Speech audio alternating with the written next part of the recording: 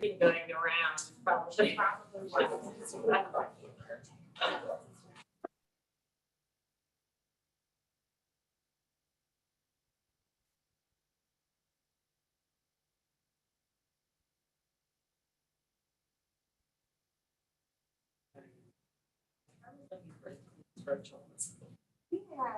12 folks that have joined, although a couple of those are part-time. So.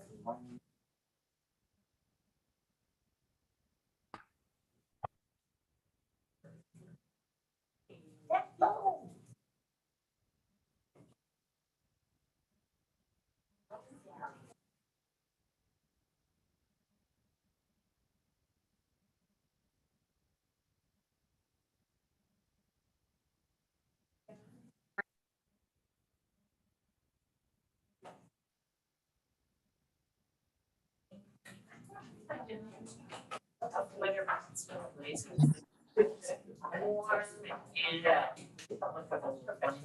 know, but I know it's Working on right. this one, so I'll start communication there.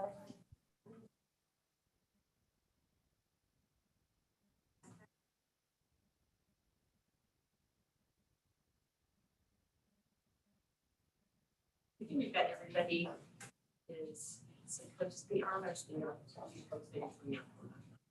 We're close.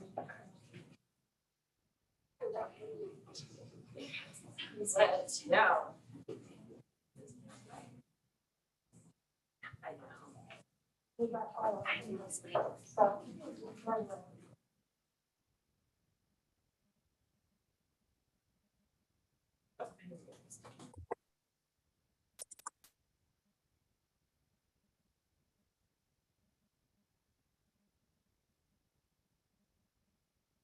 Can you hear us? I think so. Can you hear us? Yes, we can. Thank you. All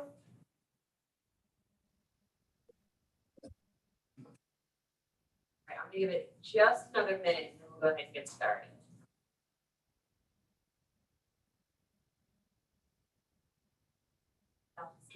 Be on virtual. Yes. Myself. Yep, she's on. We should, yeah. Just,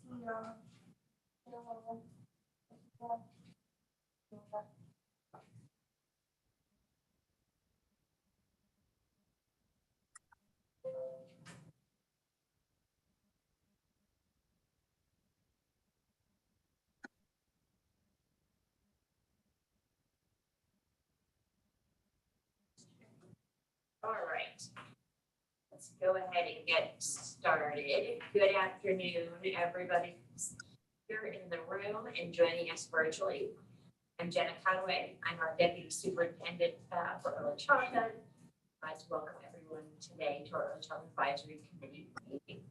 I wanted to highlight a few important logistical notes before we get started. The first one, and this is a happenstance of both probably time of the year and weather, but we do not have in-person quorum today. That means that all of today's items are update items. Nearly all of them were before we faced the situation.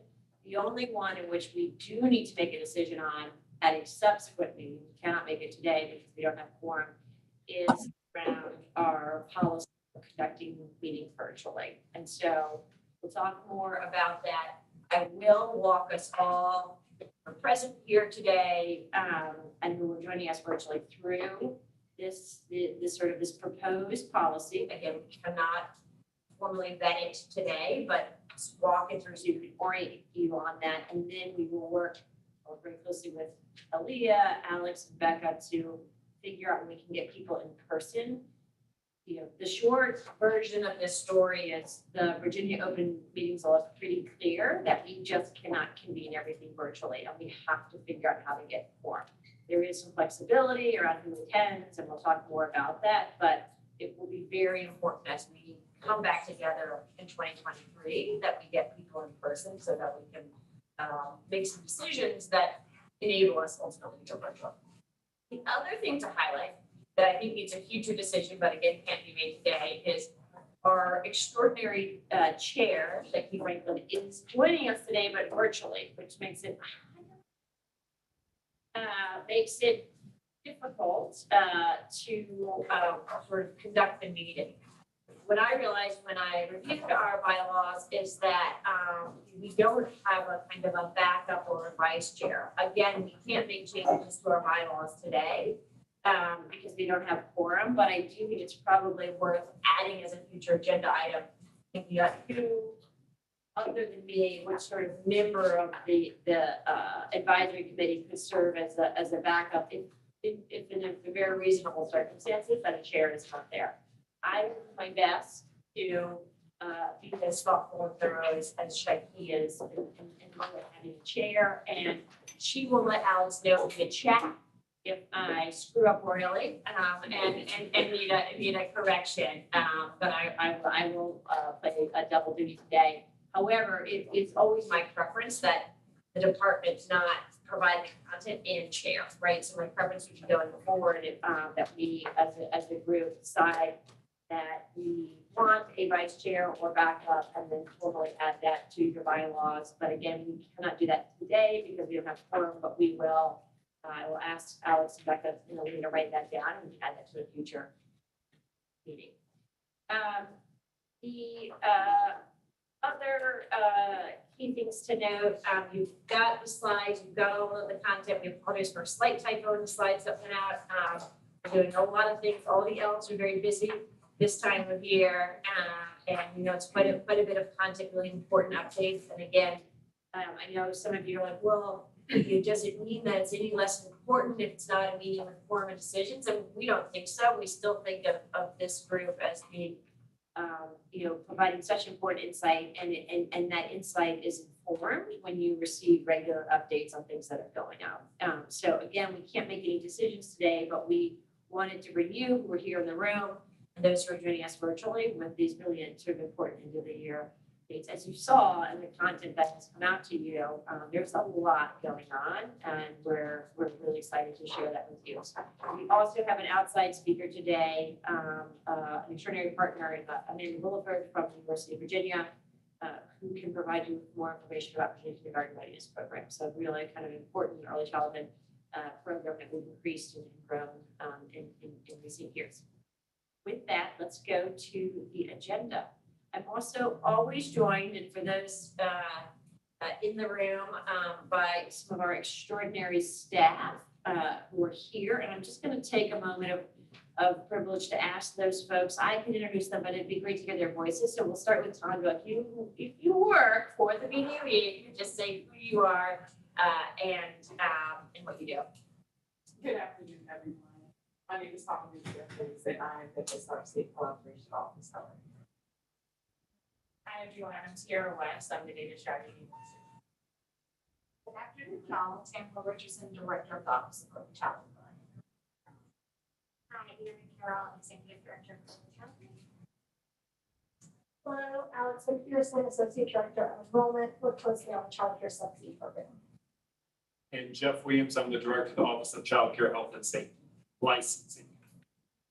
Awesome. And we've also got folks like Jessica Silva, other folks from our licensing as well as on the office. So I just say it's really important. Obviously, you all hear a lot from me, and as the official head of our division, that's my role in terms of presenting, but it is the collective work of now hundreds of individuals who work for the divisions of early childhood care and education, and just wanted to take a moment to recognize them.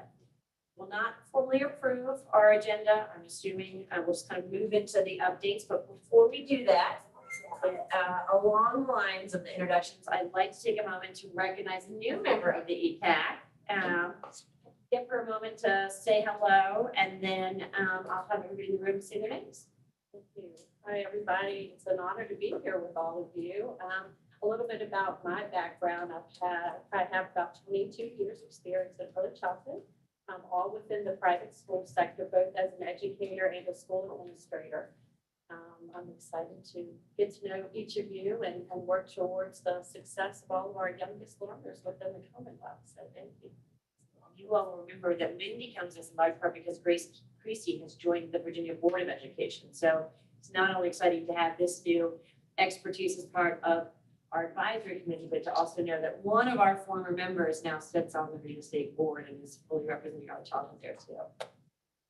Hi, everybody. I'm Vivian McNamara with you that today. South.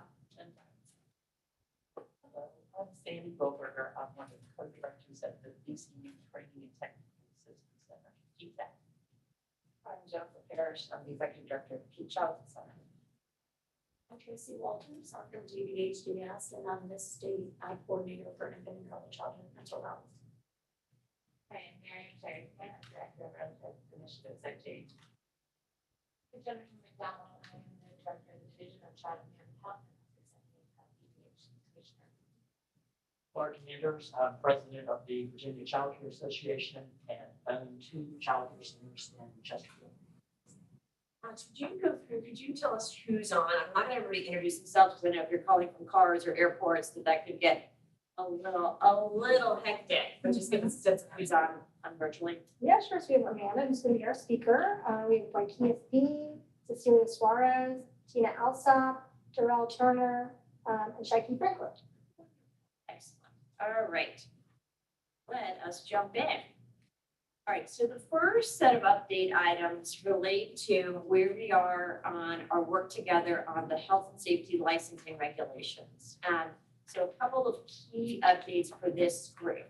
And you'll notice one of the things I think is really important is making sure that we understand, providing all the steps that lead up to bringing regulations to this entity, updating after we've gone to the board for first and final review, and then walking through the steps after that. Like all good bureaucracies, nothing in Virginia happens at light speed. So we're wanting to kind of keep you abreast of what's happening each step of the way.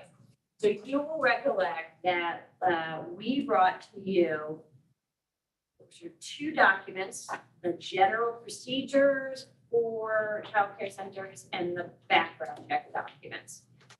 And what we did was we said we need to converge those into one document, repeal the background checks, take all the relevant stuff that's not already covered in law, and integrate that into one set of regulations with general procedures. These are the general procedures about kind of what it takes to get a license. This is not the very specific health and safety regulations that affect the day-to-day operations of a child care center. We brought that to you. You all endorsed that. We took it into the board for first review in September and then for final review in October. And for the most part, that went through very smoothly. It is that those approved regulations have now been submitted for executive branch review. So it goes over to the governor's office, is reviewed by the relevant policy staff as well as general counsel, as is called for in what's called the Administrative Process Act. So it is moving forward towards implementation. Just a few more steps that are just very typical to Virginia government. And then in the last stage of the regulatory process, we will, and we know take a fast track regulatory action so it can go into time in place to repeal all of the fee requirements. So that's the update on that. Are there questions there?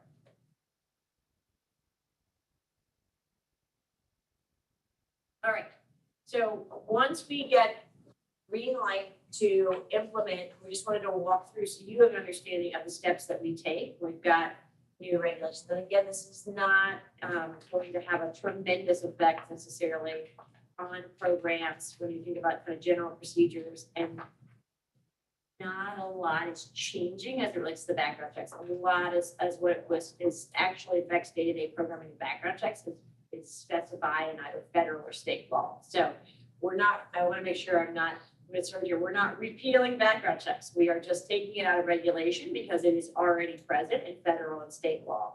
So there's not really sort of significant changes there. But we do want people to be familiar with it and sort of have a set of steps that we follow every time that we're rolling out new regulations. That includes providing a statewide webinar so folks are aware of the changes, making sure we do regional training on those things that are likely to change, right? So folks understand, okay, what will be different on the day that these are implemented. Making sure we've got some guidance documents. I say that this is really important, maybe less so for this particular set of regulations, but as our work group knows, when you roll out something longer, like the actual child day center regulations, we do need a ton of guidance documents. And then what we have done is provide kind of an implementation period.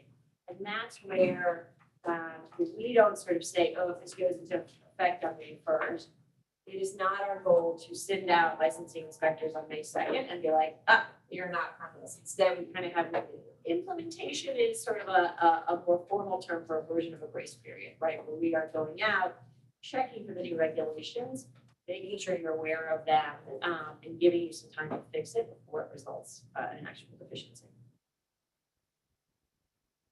All right, with that, let's go to the sort of what I know everybody is probably very interested in. So a year ago, right, Jeff? I can't believe it. A year ago, and change before we kind of came to you. So more than a year ago, we came to you and said, we need to tackle the broader set of health and safety regulations for child day centers. We also said we did not want to do this in a vacuum, that we needed to do it in partnership with practitioners in the field, with pediatricians, with outside experts. So we convened, really goes back to December of 2021, a work group that sort of took volunteers from the Ecac first, brought in another set of experts that weren't fully represented, and have really been meeting almost every month. We met 8 times since the beginning of the year to thoroughly, by thorough I mean section by section, page by page, paragraph by paragraph, line by line. Jennifer, looking at you, to go through these regulations, top to bottom, bottom to top, and really make sure that they're easier to read and understand, make sure that they kind of improve understanding of the requirements, thinking about places where we can provide flexibility, where we're hearing from the field, this is not something that is actually keeping kids healthy and safe, but it is limiting the way in which I operate. And then ultimately kind of making sure we're taking the best in class information, the modern health and safety information, and doing what we need to do to improve the health and safety. We are also in line with one of the executive expectations of Governor Glenn Youngkin, looking for opportunities to streamline where possible too. And I know that's one of the scrubs that the team is currently involved in. So trying to kind of both take the best of this work group as well as look at every opportunity to be more succinct, to be more clear, to be more streamlined. I have to give a huge shout out to both the folks who've been in the room for hours, who've come in, who've had some gnarly conversations about everything from stomach viruses and, what cues an infant or toddler to have to go home. That's way more detail than maybe you wanted to know, to really kind of talking through like how you make think about these kind of tough trade-offs of what it takes to operate and how do we build, how do we sort of put in place regulations that recognize that the vast majority of providers have kids' best interests at heart, and yet we also have to be a backstop for health and safety.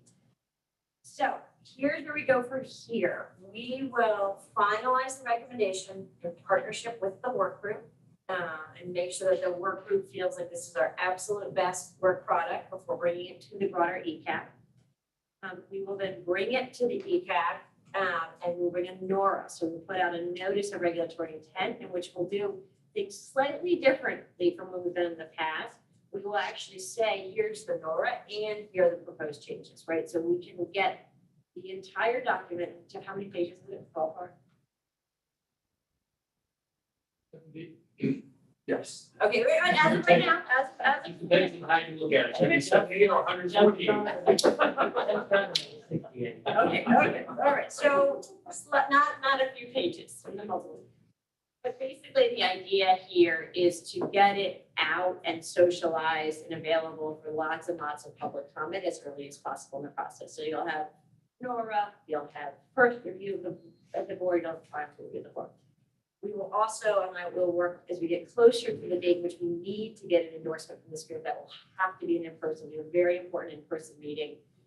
We will look at timing. It tends to take a little longer than some of our other items and think through how to do that strategically. My guess is based on our work so far, in my experience in Louisiana, you could imagine, for example, a morning meeting, a lunch break, and then an afternoon session. Just in order to kind of go through these things as important as they are. So again, incredible work by the work group. I'd also like to recognize Jeff and his team who have been for the greater part of a year revising, editing, coming back again, hammering out this, looking up citations, double checking what's in federal and state law, what is expected. And so just a tremendous amount of work overall. And we are expecting the first half of next year to be able to kind of come and seek your endorsement on this, which is just a ton of progress. And again, you'll remember when we kicked off in the beginning of 2021, this is one of the things that we said we were waiting until the transition to do, but that we wanted to do it in full partnership with the Early Childhood Advisory Committee. Any questions about where we are with the general procedures or, and oh, by the way, after you get those done, then, and I don't think the Cheryl's on yet, but then we're going to Family Day House. Do it again.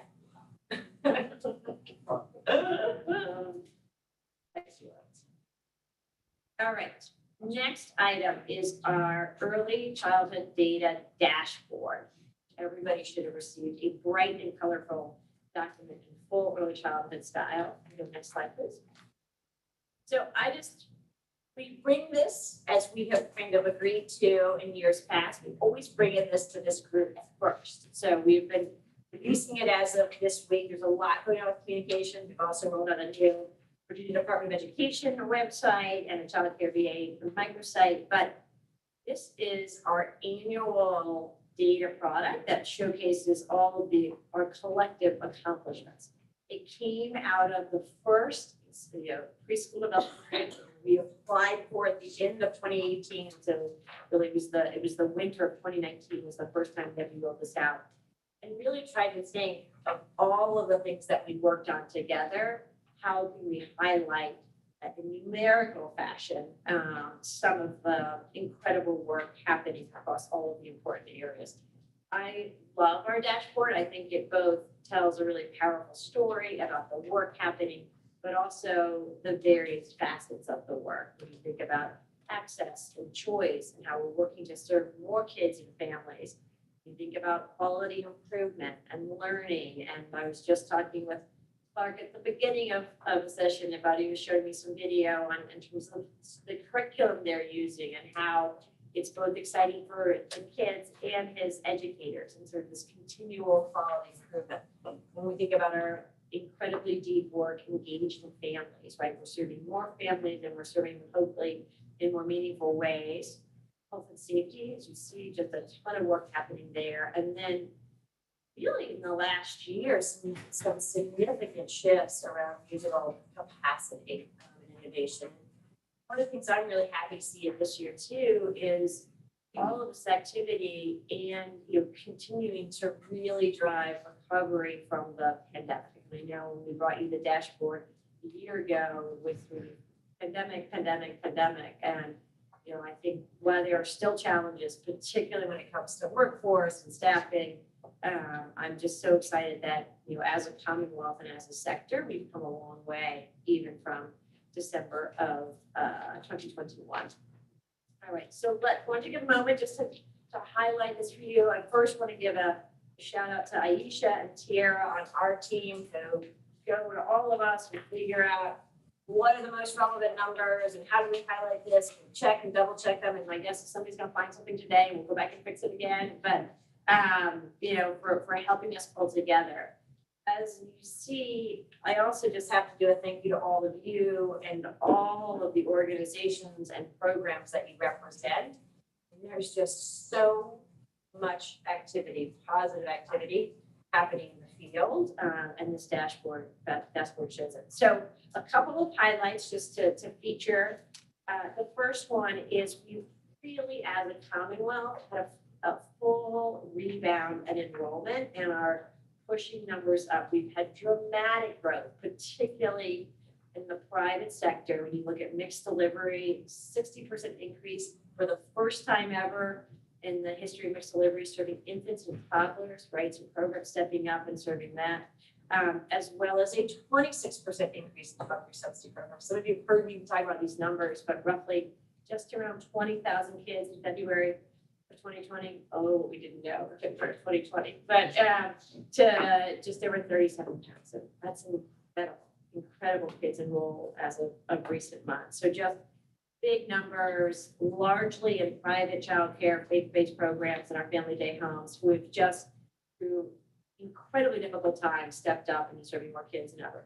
We've seen an increase in Virginia preschool initiative. We're serving more 3-year-olds. We're serving more kids in community provider settings, and overall 16% increase. And again, if you weigh that against what we are hearing day in and day out on some of these workforce challenges, guys, that's nothing short of extraordinary, right? I mean, we would be happy if we just had, as is enrollment recognizing, right? What's going on. We would be happy if we had, as enrollment, when you think about what's going on with the sort of the K-12 sector and some of the sort of lower enrollment. The birth rates are down really since the most recent recession. So for us, against all of those trends, the workforce challenges, the sort of under enrollment overall, and the birth rate decreases, to have these types of numbers is just fantastic. And really exciting as we go into this General Assembly session and talking about kind of how important this is. And then 2,000 3-year-olds. So the idea of serving 3-year-olds in any program other than subsidy or Head Start was sort of unheard of a few years ago. And now we've got over 2,000 3-year-olds in BPI and delivery. So again, real thoughtful rollout, making sure that we're doing that in close partnership with our Head Start partners, making sure we're not crowding out slots there, and that we're maximizing those federal dollars, but huge growth across all ages. It's also important to note, I highlight 3-year-old and infants and toddlers, right? Because we have collectively agreed as a body, we are a birth to 5 system, right? Certainly you hear some of the talk in the media, pre-K, and we've been really focused on making sure, while we see some of these bigger gains for 3s and 4s, that it's across the board, the birth to 5 system. In the next section, we talk about quality improvement.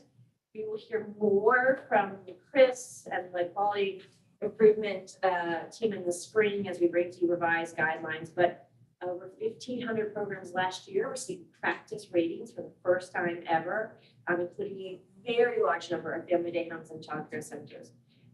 We conducted almost 10,000, 9,700 class observations across 4,300 classrooms last year. That's remarkable in light of, again, the workforce and the pandemic challenges.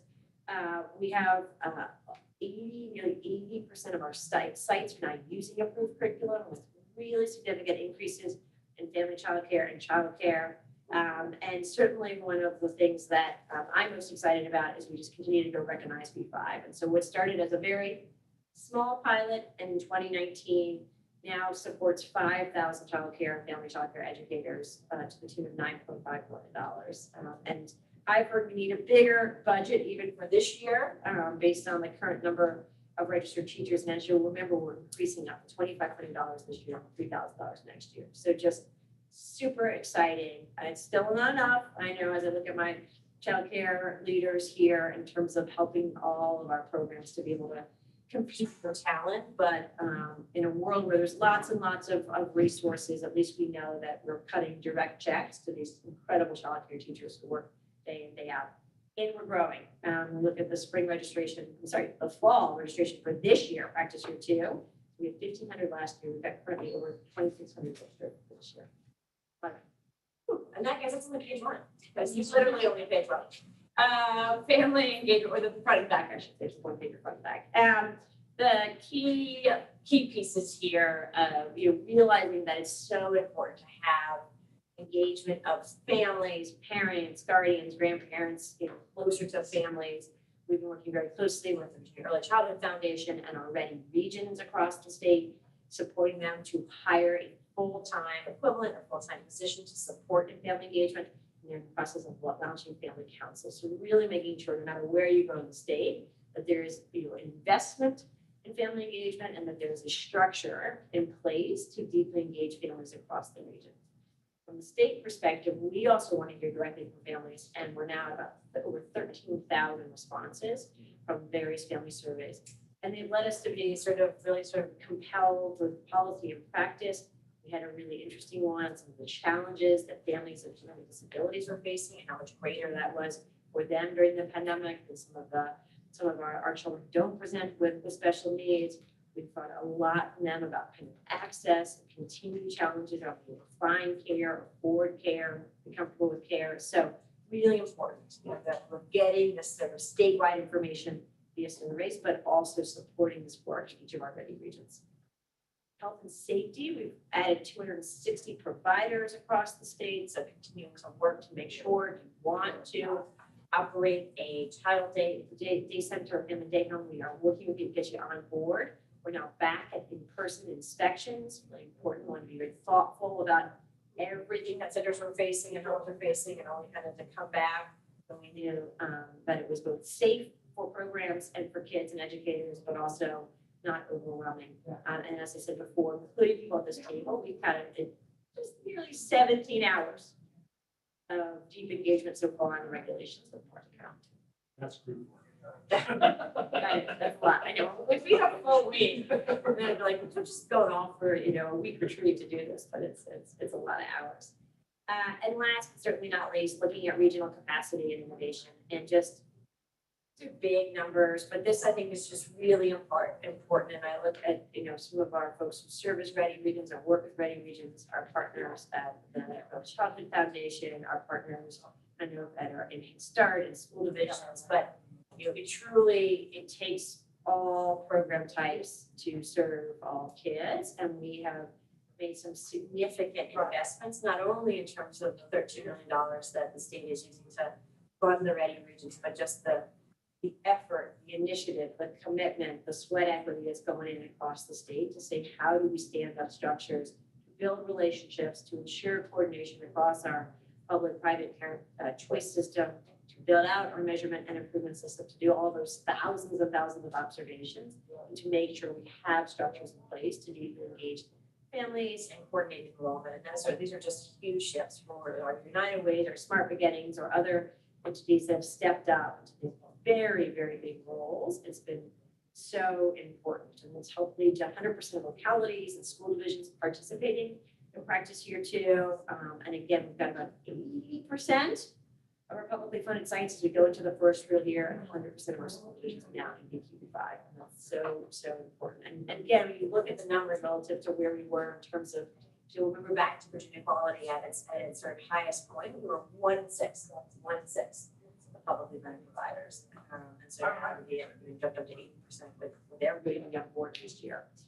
We also were very keen on getting those federal ARPA dollars off to provider. We stood up an entire unit, and Rebecca and Anna and Alex and a whole crew of folks got out over $400 million to providers in 4 rounds. It was supposed to be 3, and it'd be a 4th round because we want every last dollar to go out to 5,000 private child care and family day home. So I know that those are important, and I heard great appreciation from the field on that. And then lastly, you've heard us talk about it, but just some real investment in technology to make sure that we continue to bring you the best data. And as we continue to evolve as a system, like you will always look around the country to other states at sort of what are the best practices and how can we bring them to bear in Virginia. But as I've said to folks recently, there are places where Virginia has more in place or more information than even other states. I can't think of a state that has more family day homes, for instance, in its quality measurement improvement system. So if you were to look across the country about how do you find the most information about family day homes, it's probably us. I think we get to a place where we have very high numbers of family day homes using state-approved curriculum.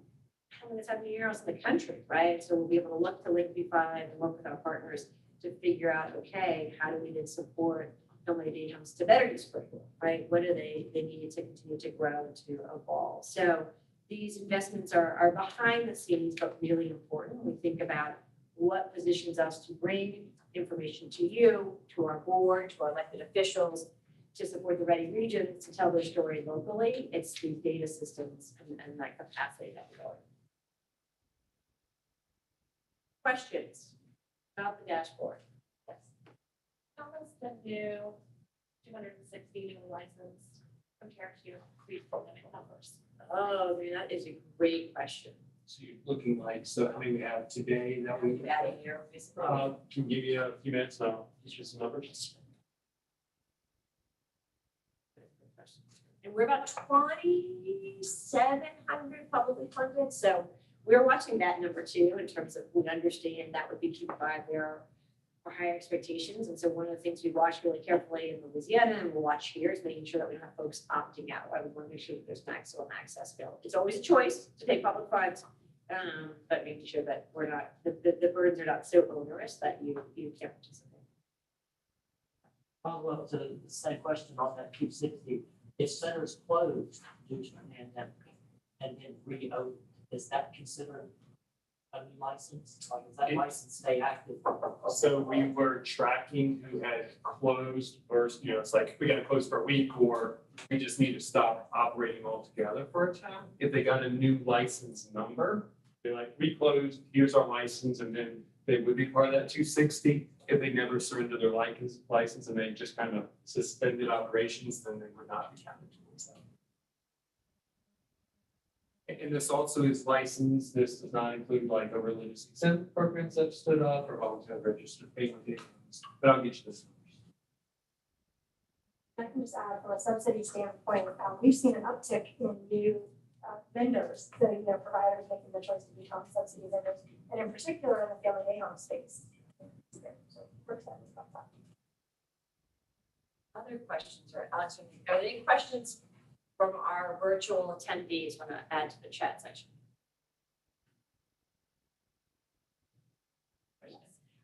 For access, with the things we've done to try to increase access for young children with disabilities, do we have any numbers? You know what, Cindy, I was asking that question. We need to go back. So part of there's a couple of things, for example, changes we made in policy around the preschool initiative. So we added a 10% target, and this year, although it probably because of the timing around the budget didn't have the effect we wanted, we made children with special needs categorically eligible for Virginia Preschool Initiative. I was talking with our lead on that, and she was saying because the budget was signed in June rather than earlier, that probably didn't have much of an effect. But we were just saying this week that we need to pull together some data on that. We can do that. You now say include that in our VPI annual report to the General Assembly for the first time. So that's actually will be submitted soon as it's just VPI, but as an annual target per school division. So it'll be certainly more public data. Yeah. Other questions or comments? And just a note from the chat that some folks are having a little trouble hearing some of the conversation, so feel free to Use your voice. voice. Yes, the teacher voice. Excellent. So next steps from here, you are our first group to see this. We put it out in Readiness Connection. We will share with partners. We will always print copies and use to engage, if asked, with legislators. Everybody is welcome to also print copies and engage with legislators as you see fit. But we basically, those are the main channels, making sure folks have them. I thought it's a good kind of what are the things that are happening in our sector. It's kind of in one place as an opportunity to highlight. So you're free to use it. Again, we'll use as you want. And if there's any questions or other concerns that kind of come up in your conversations, don't hesitate to let us know. We did get a question in the chat from Christina Alsop. With enrollment kicking off early in the year, how will Ready Regions coordinate divisions? Oh, that's a great question, Christine. So we have a whole section of work in partnership with Ready Regions on thinking about coordinating enrollment that does kick off right around the same time in terms of they're each asked to do a coordinated enrollment plan and around the beginning of the calendar year so that it's done in time to sort of think through how to best partner with school divisions to support enrollment. We find that generally enrolled, so some programs have enrollment year-round, schools, it sort of tends to sort of heat up between January, February, and the spring. But the key thing, just so folks understand, is the expectation for our Ready Regions is that they're working with all providers, all publicly funded providers, to continue to coordinate enrollment. And so we track that when we think about How do you provide shared information to families? We track that in terms of how coordinated are the applications processes, how coordinated are the waitlist efforts, and what's the timing. It still looks different region by region and community by community. There are places in the state where you can go online and apply to your VPI program and your mixed delivery program and your Head Start program and potentially your child resource program in one place. That is not necessarily statewide though. And I think partly what we realize is important when it involves technology and it involves the local preferences around communicating with family and coordinating these processes to make sure that there's a lot of flexibility as communities develop. And so Christine, it should be happening in some form or fashion within your region, but again, it looks slightly different. You might also talk to somebody else who's like, oh, we've got a one-stop shop, and I'm like, we don't have that, and that's fine. The goal is for across our regions for communities to make these processes easier each year for families to apply, select, and enroll in the program that best meets the needs of their kids. Great question. Thanks, Christina. All right. I am very pleased now to introduce Dr. Amanda Williford, who is a partner of ours who works at the University of Virginia in their education school. She helps lead our efforts around the Virginia Kindergarten Readiness Program, working back here, and she is also a leader on our Stream in 3 efforts. So some real close efforts around supporting a state option for curriculum as well. But we've asked her to talk today about the Virginia Kindergarten Readiness Program. And partly, I know we sometimes allude to this, we as a team spend a lot of time in the data, and we're so excited, whether that's kindergarten readiness data, whether that's observation score data, whether it's use of curriculum data, compensation data, how many programs we have to take public dollars data. We really are trying to use our Virginia data to shape our Virginia policy and practice. And so we've heard from you before that you're interested in understanding a little bit more about VKRP, where it is today, how it's growing, and then how we can continue to help make it work better for educators, for families and kids, and for Virginia communities. So with that, I will turn it over to Amanda, which I think is made possible by you, Alex. Yes. Hi, everybody. Can folks hear me? Yes. We're ready? Yes. All right, great. Thank you to the council for having me today. You can go to the next slide. So today, Jenna has asked me to give an update to you all on the Virginia Kindergarten Readiness Program. So some of this will be, some of you will know all of this, and so it will be a little bit of a repeat or refresher, and some of this may be new to some of you. But I'll go over a little bit of background and history of VKRP, and then I will overview our last year's 21-22 VKRP data. So the data from this fall are just rolling in, and we are processing it right now, but we don't have it today. If I was meeting with you all next week, we might have it, but today we have last year's data. So I'll give an overview of that, and then I'll talk a little bit about some updates that are happening this year right now for preschool VKRP. Talk through what we're doing in VKRP in terms of providing teacher and family supports, and also learning from teachers and families to improve those supports, and then talk through some future directions. So next slide. So just a reminder that the Virginia Kindergarten Readiness Program is a set of coordinated assessments that looks at children's skills in literacy, and that our literacy information comes from the Virginia Literacy Partnerships Office. And then we add to that measures of young children's mathematics, self-regulation, and social skills, and that these skills are combined to provide teachers with a more comprehensive picture of student skills at the beginning and the end of kindergarten, and also now at the beginning and end of preschool. So readiness for summative purposes, which we'll talk about in a minute, we define that as having foundational skills across all areas.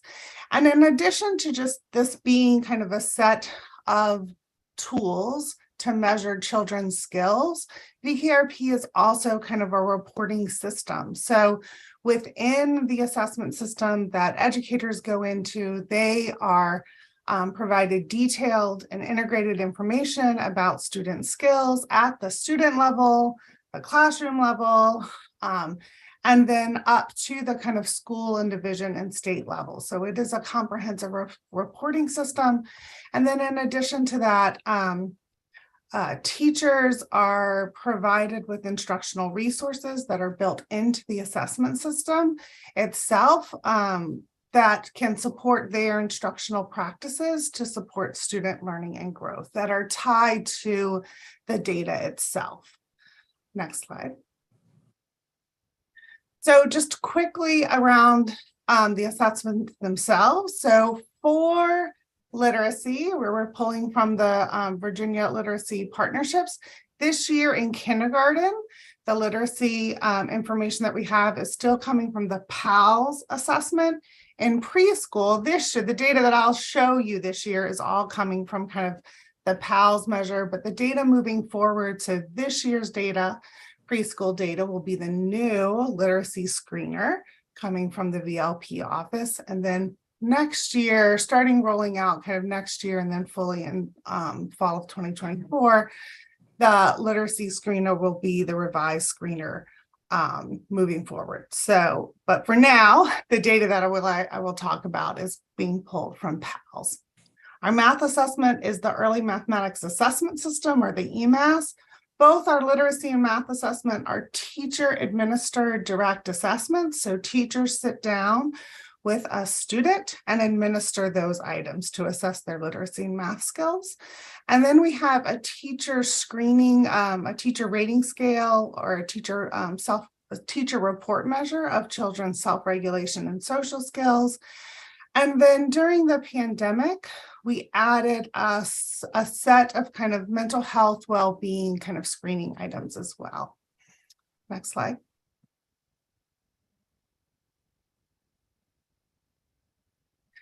So when we talk about readiness, we know that children have a variety of skills that they're coming in with. Some kids will come in and they have really wonderful social skills and they need more support in their math skills or vice versa. But when we talk about the data that I'll talk about a little bit later, so for summative purposes and in particular for reporting at the division or the state levels, we define readiness as if a student demonstrates the kind of minimally expected skills that they are expected to demonstrate in either the fall or the spring in all areas, then we code that as being ready. And if a student does not demonstrate the minimally expected skills in one or more areas, then we code that as being not ready in kindergarten for the summative data. So, so we're thinking about what is it that we would expect minimally. So it's not the average score, it's not what most kids are doing, but the idea is like, what do we minimally expect at a certain point in time in kindergarten, at the beginning and end of kindergarten, and that's where we set those benchmarks. Next slide. So just some history of VKRP. We have been doing VKRP sometimes I think forever, and sometimes I think we just started yesterday, but we actually started working with the Virginia Department of Ed and state stakeholders and advocates in early childhood education, starting back in 2013, when really there was a question around what does readiness look like in Virginia, with thinking about the tool selection. And then we had a year of piloting, and actually starting in 2015 up to 2019, and even now, as we expand into preschool, for example, we work within a voluntary rollout, so people kind of come on as they want to, give us feedback. And starting in 2019 for kindergarten, that was the first year that there was statewide participation in kindergarten with all Virginia school divisions. In 2021, so last fall, we had statewide pre-kindergarten rollout in VPI classrooms and voluntary rollout in other settings. That in four-year-old classrooms that has expanded this year. And this year in the fall of 2022 is the first year that we have rolled out in three-year-old classrooms. Next slide. Okay, so I will just show you a snapshot of our kindergarten data. So this is last year's kindergarten readiness data. So if you look at the figure that shows fall 2021, you can see that overall 58% of kids were coming in with the minimally expected skills across literacy, math, self-regulation, and social skills in the fall of kindergarten, and 42% of children were coming in below what we would expect in one or more areas of those foundational skills.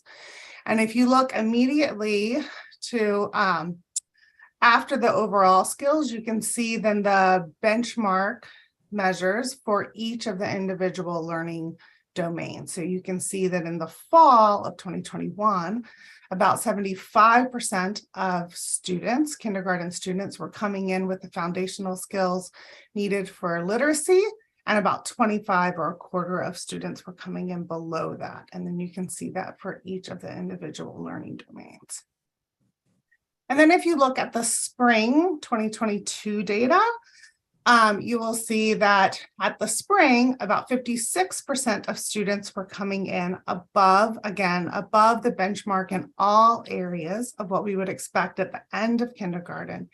And 44% of students were demonstrating skills below what we would minimally expect at the end of kindergarten, or what we would expect students to need to know or be able to demonstrate in the beginning of kind of first grade in one or more areas. This data, again, from last year, fall 2021 and 2022, looks at, this is a piece of information that we look at kind of every year. So this is a sample of kindergarten students who are coming in from low income backgrounds. And the comparison that we are looking at here is students who have experienced some type of public preschool versus students who have whose parents have reported no preschool.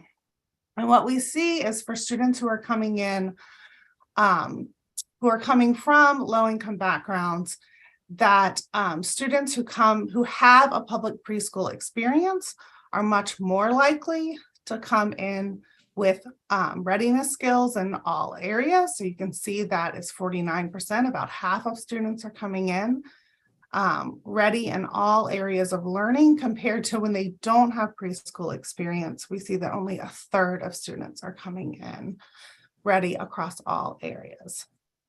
And then if you look at that data in the spring of 2022, we still see an effect of public preschool. However, that effect is diminished, and that is similar to other kind of data that we see nationwide, where we do see kind of an effect of kindergarten children who do kind of catch up across the year.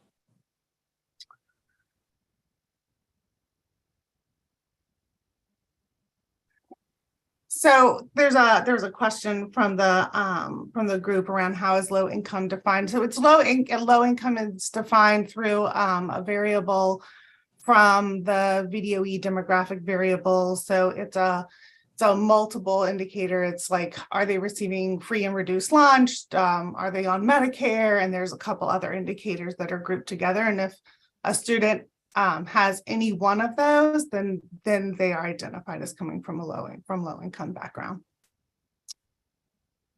Next slide. Last year was the first year that we had kindergarten data in the fall and the spring for all students. So this slide shows us kind of the benchmark statistic change of kindergarten students from fall to spring. And you can see that the largest group of students, so 47% of all kindergarten students met the indicator for readiness across all areas in both the fall and the spring. The second largest group are students who were below the benchmark in both fall and spring in one or more areas. And then we have two smaller groups of students. One where 12% of students met the benchmark in all areas in the fall, but they were below in one or more areas in the spring. And then 11% of students were below the benchmark in the fall, but then met the benchmark in all areas in the spring. Next slide. So I'll talk just a little bit about our last year's pre-kindergarten data, but I'm going to talk mostly about what our plans are and what's happening right now in the preschool space for VKRP. So this slide just shows the descriptive data for last fall and our fall and spring assessments. You should know that in the preschool, we do not set benchmarks for readiness. We do that for summative data in kindergarten. We do not do that in preschool. But what this data shows, so if you look under fall 2021, for literacy, there's not an overall score. So it is just each subscale score. For math, we do have an overall score in math, and then we have overall scores for self-regulation, social skills, and well-being. But what you will see here in terms of the means and the standard deviations is telling us that kids are coming in with quite variable skills. So we see pretty large standard deviations. That means there's a lot of variability in where kids are coming.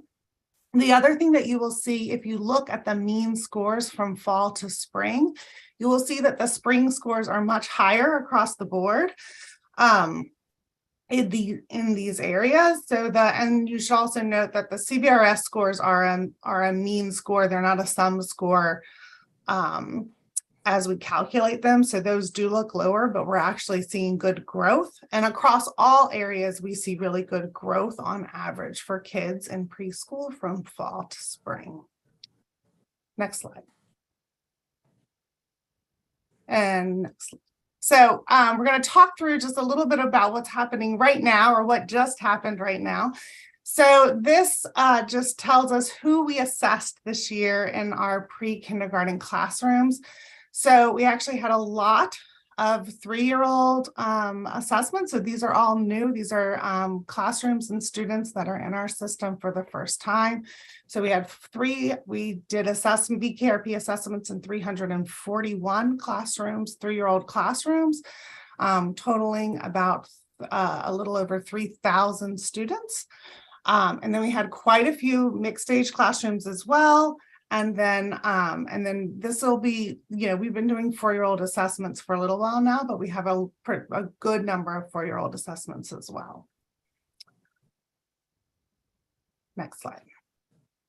So this is a quick overview of what our pre-K report looks like. And what I want to just draw, I don't want you to pay attention to the whole, we're not going to go over the whole classroom overview report here.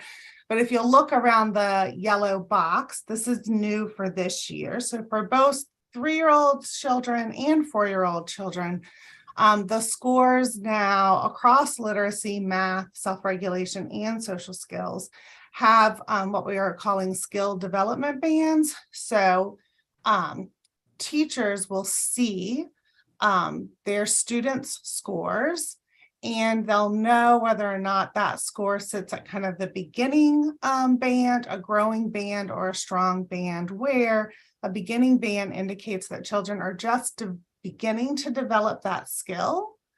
A growing band indicates that students are developing that skill as we would expect. It's a pretty large band, but as we would expect given where they are in a 3-year-old or 4-year-old classroom.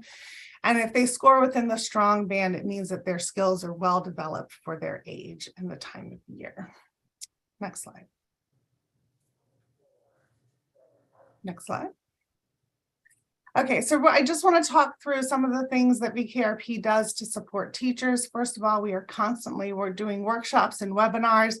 So all teachers have opportunities to be trained in each of these assessments, to administer them. We offer them in person, remote, and online training based upon what programs and school divisions would like.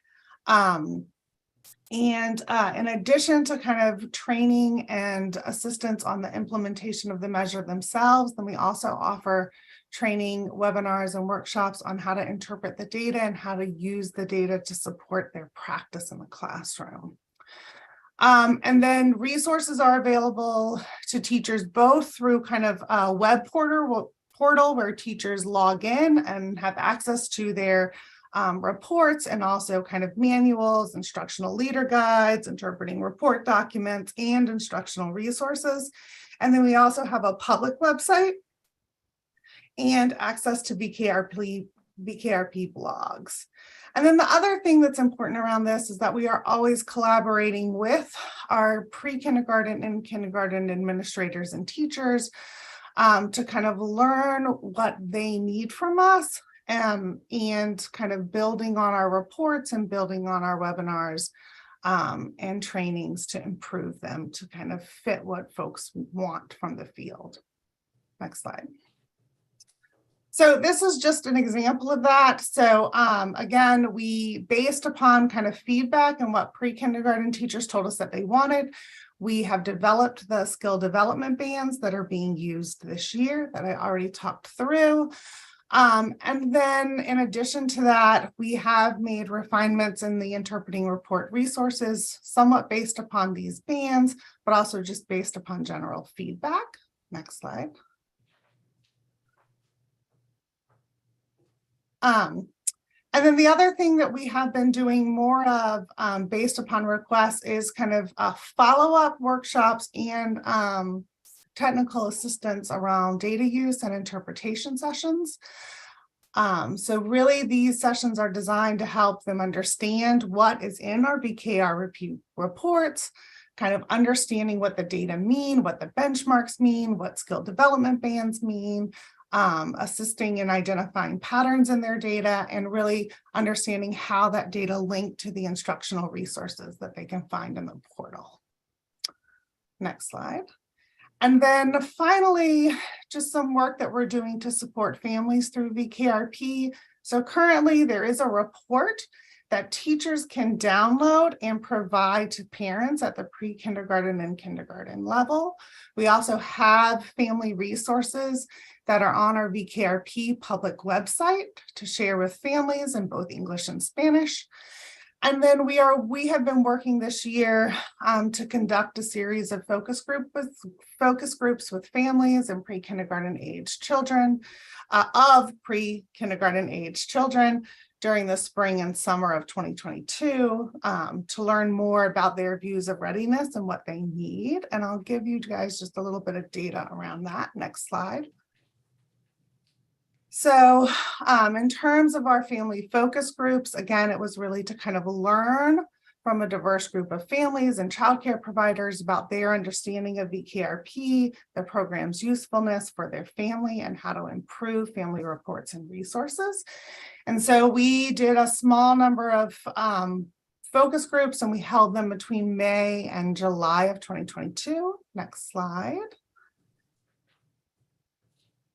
And just some themes around that were both, I would say, parents and educators really want more school-home communication, and they want more resources to develop those. So this was consistent communication between schools and families. They really want that. And family resources to support children's development at home. Families said that they wanted more detail about their children's strengths and areas of needed support. So we have been working on how to individualize these reports, but also make them automated, because these are automated reports. And then the other thing was that families really wanted to know how their children were doing social emotionally. In particular, this came out as a concern, and also around their mental health and well-being and how those skills are being supported in the classroom. And if you can go back really quickly, the other thing was that and I think this is interesting because sometimes we assume that if students can't engage in the assessment as intended, that we wouldn't assess them, we would opt them out. But what families said is they just wanted more accommodations. So they wanted better supports to individualize assessments to meet children's diverse physical and learning needs. Next slide. So we have worked on refinement and enhancing our family information reports. Those will be revised and they'll come out next year. And we are also expanding our family resources. Next slide.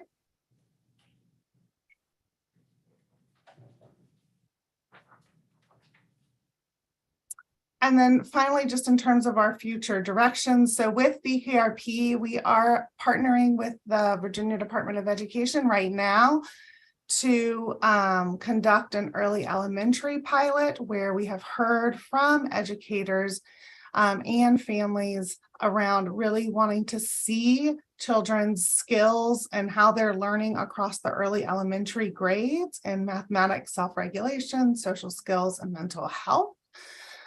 We continue to collaborate closely with the Virginia Literacy Partnerships around the development and launch of VKRP, the new preschool language and literacy screener in 3- and 4-year-old kindergarten classrooms.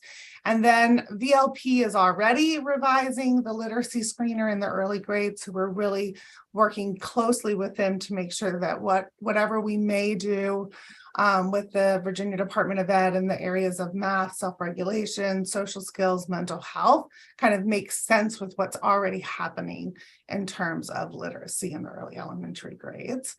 And then finally, we are collaborating with Stream in 3 as the kind of free curriculum resource to make sure that we are encouraging the use of VKRP in preschool classrooms and using that data to improve curriculum use. Right. And I can happy to take questions, folks have them. Hey, Amanda, while folks are thinking of their questions first, thank you so much for all of this information. I just want to recognize, how fortunate we are. Like we have a vendor who provides assessment services for the state, but also really helps us make sense of all of the information. And again, and evolves with us as we are serving more kids, as we are serving 3-year-olds, developing a tool to do that.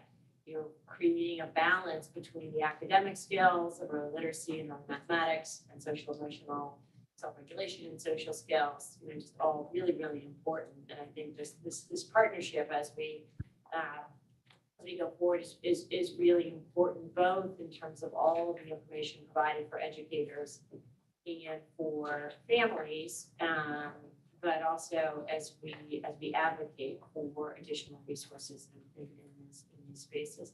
I should note, I'm pleased, now this is my 5th year living back in Virginia, and I received for my youngest his preschool VKRP results a few Fridays ago.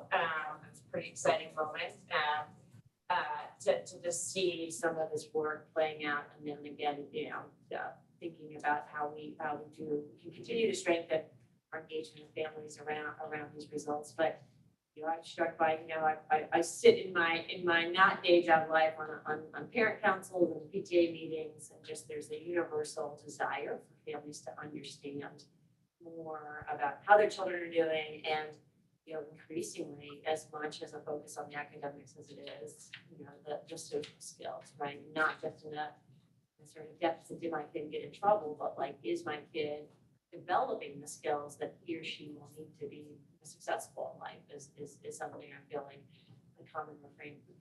Then I'd love to ask you a little bit about growth. And I think part of what's really important with our partnership with UVA and VKRP on this is these discrete points in time are incredibly helpful. They give you apples to apples information. We gotta sort of at some point in time just sort of pick even if they're somewhat arbitrary, like beginning of kindergarten, but pick these discrete time points to kind of understand where kids are.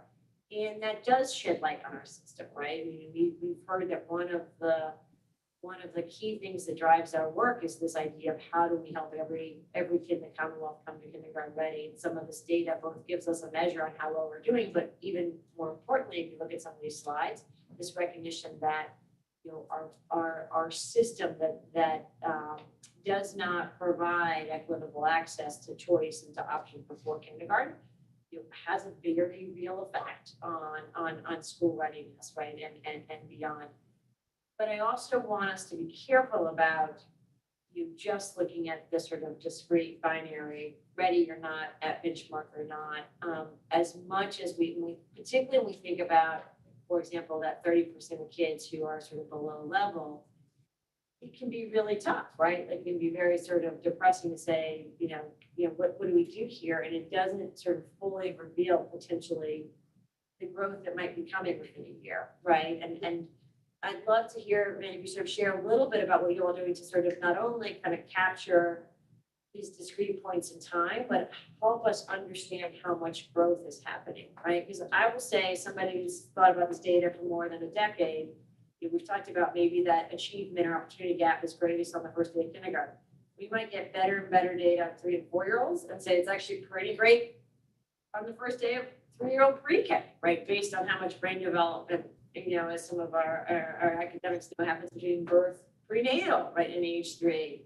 And I think it's so important to then understand, which programs and experiences are really moving kids too, right? Because even if you're behind, how do we take sort of a strengths and growth-based approach and say, how do we move you as far as we possibly can move you, right? And then in your pre-K 4, move you even more, right? In your kindergarten. And it seems to me that this idea of knowing not only point in time, but growth is critically important. And I mean, I'd love for you to talk a little bit about how you all think about that and are trying to kind of integrate this into this work. Yeah, that's a great question. And I'll also I'll put on the hat of providing data that is summative at the state level, and also as a researcher, but also as a clinical psychologist and a parent of a child who would have scored very variably on these assessments right here, where I would have seen a fairly complicated picture of my own child when he was in kindergarten. And the usefulness and the kind of drawbacks of these measures for very young kids at single points of time. And then, like you said, the value of growth. So I think at the state level, and for us, it has been hard to kind of think about trends over time, because we did have a major worldwide pandemic just as we were scaling up statewide. So it's hard to see kind of changes over time, but over time, you can look at this data and see, as we are, creating inputs and putting more emphasis in the early childhood education system, what are we seeing in terms of children's development? And that is just one indicator that we should be paying attention to. It is not the only one, but it is one. I will say, in terms of these assessments at any point in time, young children are hard to assess. The younger they are, the harder they are to assess. So the less kind of validity or sureness you have, this is a good assessment of this kid at this point in time, because kids do variable things on different days of the week, and especially when they're little. But there is that value of kind of growth over time. So if you keep seeing the same either kind of strengths or areas of strengths for a child, or areas that need to support in the fall and the spring, that gives you more indication of, I need to pay attention to this. Or the idea that, okay, I saw this, that my child was low in math in the fall, we kind of paid attention to it. And then what do they look like in the spring or not? So I think there really is value at both the individual student level, and then of course us looking at what's happening in terms of growth at the summative state level Also, I think the other thing, just as we are looking for this, as we are thinking about this data and interpreting this data for purposes of,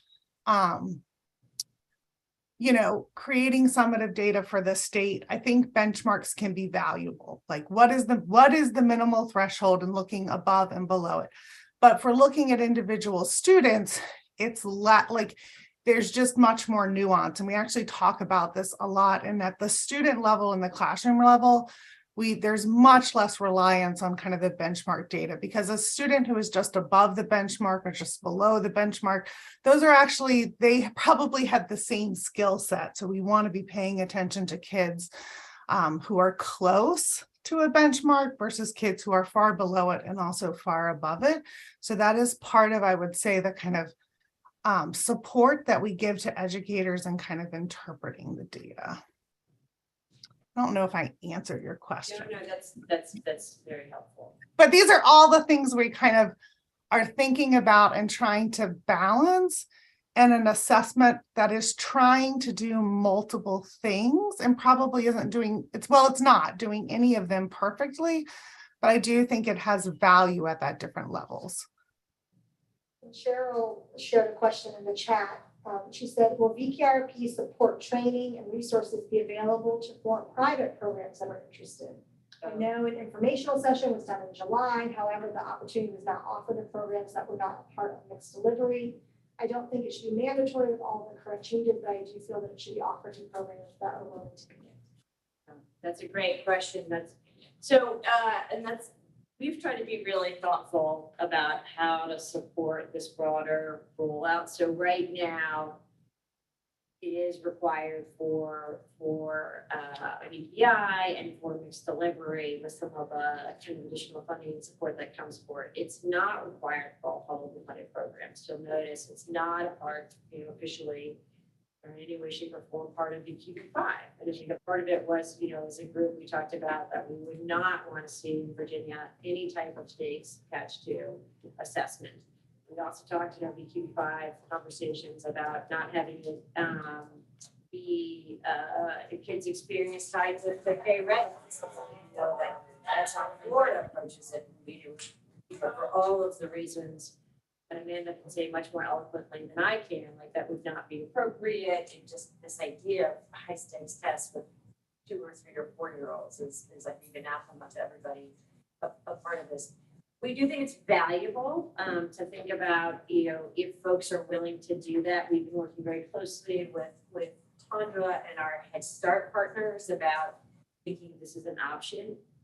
One, we offer it at free or low cost, right? So because we the Commonwealth benefit, the more information we have about our kids, and particularly our Head Start children who are some of our most historically underserved children and families. And so Tondra and Amanda and Jessica, the mini Friday meeting, asking the questions. There's a need to develop a mid-year version of this so we can comply with Head Start program guidelines. And so that work is underway. Again, but not making a requirement. We know Head Start appreciates having a choice around a set of options. So that's an example of Head Start.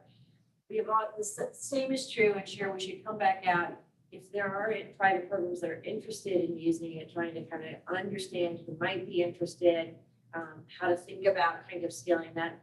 I don't foresee it, in the immediate future being a requirement for everybody who takes childcare subsidy, really for 2 reasons. One of which is Cheryl said perfectly, we have a lot coming to the field right now, and being very thoughtful about that sequence and that cadence, particularly some of the workforce challenges, that it would be too much.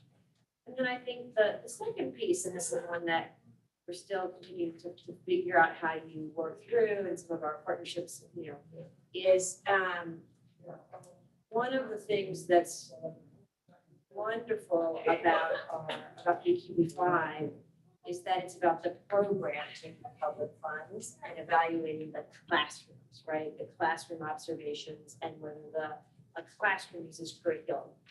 It stays above the kid level. And what we have with the public-private parent choice system, which is fantastic, is a whole bunch of arrangements from Head Start and our VPI classrooms where every single it is publicly funded to our family day homes and our child day centers where it could be anywhere from 100% to 0.1% publicly funded. And so wanting to be really thoughtful about, if a program wanted to do this, to do some of that engagement with families about capturing that information and being useful, and then how to kind of to support that. So we are looking and Sharon, we follow up if there are folks who are interested in using it, like we want to invite and include more and more private programs. We don't foresee it being a requirement in the near future for all of those reasons. And our goal would be somewhat similar to what Amanda was talking about in the early days of VKRP, where it was kind of a voluntary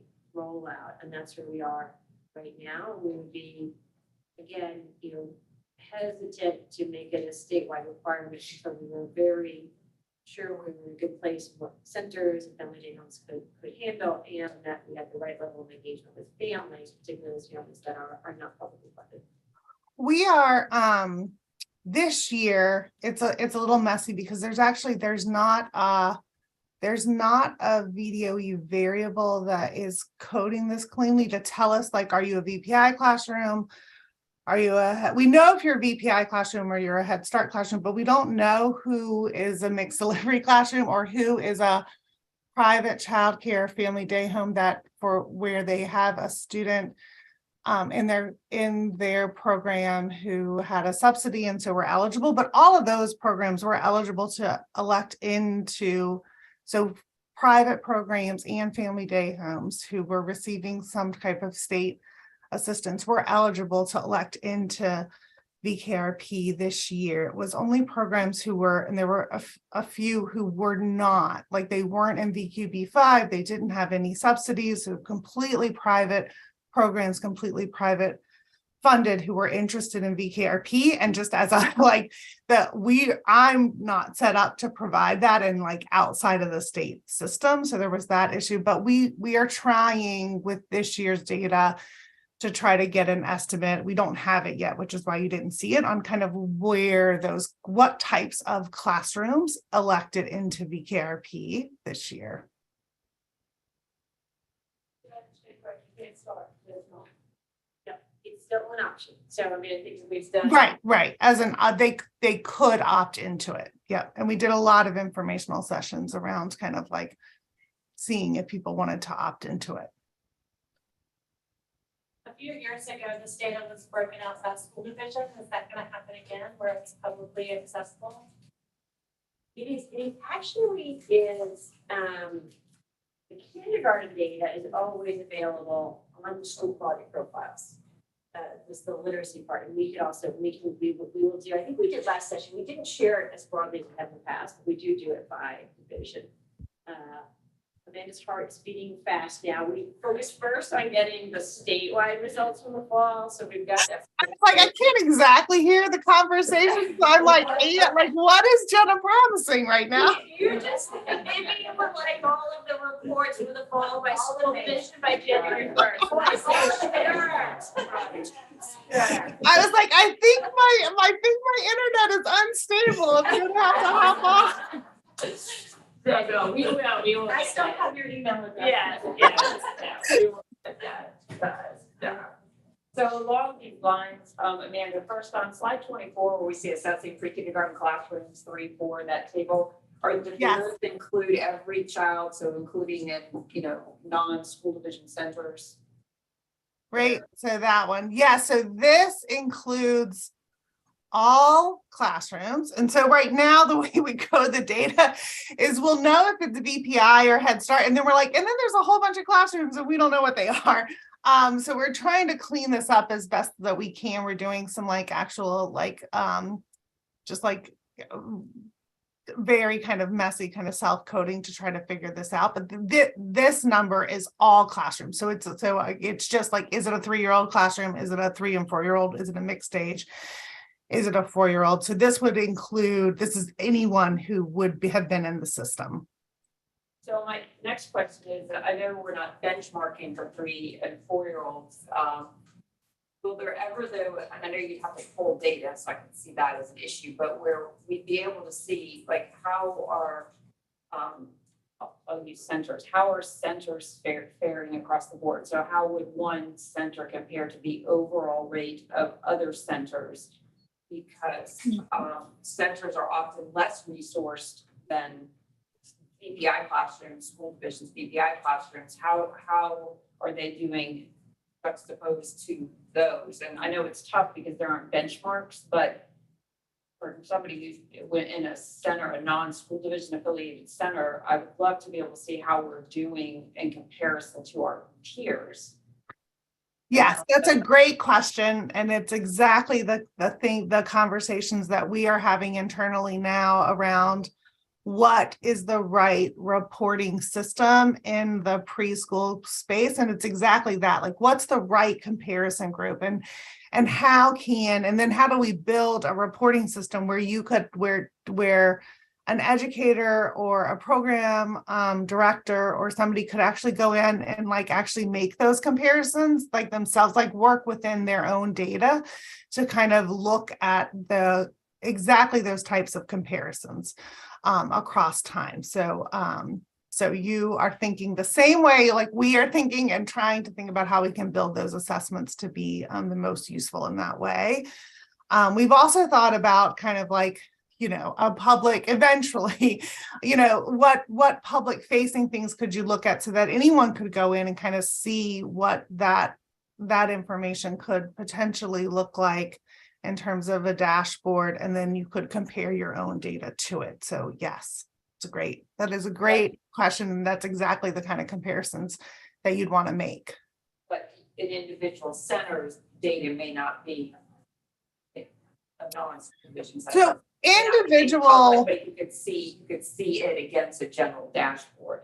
That's right. So right now, individual centers can see their own data, like it is aggregated that way. So a program director would be able to see their own data. But at this moment, it's not set so that you could kind of see the comparison. It's actually not set in kindergarten to do that either, but those are the types of improvements to the kind of reporting system that we have talked about building. And I think part of what we're trying to figure out, like, what are the resources that are useful and what are the important caveats, right? So for example, our current system, there is a self-reported indicator. So families indicate when they register for kindergarten where the child was the year before, and that data is notoriously unreliable. But even in that data, you see something like, kids that were in private childcare on average score higher than kids that were in, maybe PPI. That's obviously probably as much to do with the socioeconomics and the resources, right, than the actual, the early childhood experience. And so it's sort of thinking through, and this is a little bit why it's really important to kind of to focus on growth, right? Is that, so for example, let's use our example of like our Head Start partners who historically serve some of our most low-income families, right? And if socioeconomics is a proxy for some of the various challenges that families face, like they may on average come in and look lower, and that may have nothing to do, right? Particularly we get a good measure at the beginning of the 3-year-old year, at the beginning of the 4-year-old year, at the beginning of the kindergarten year.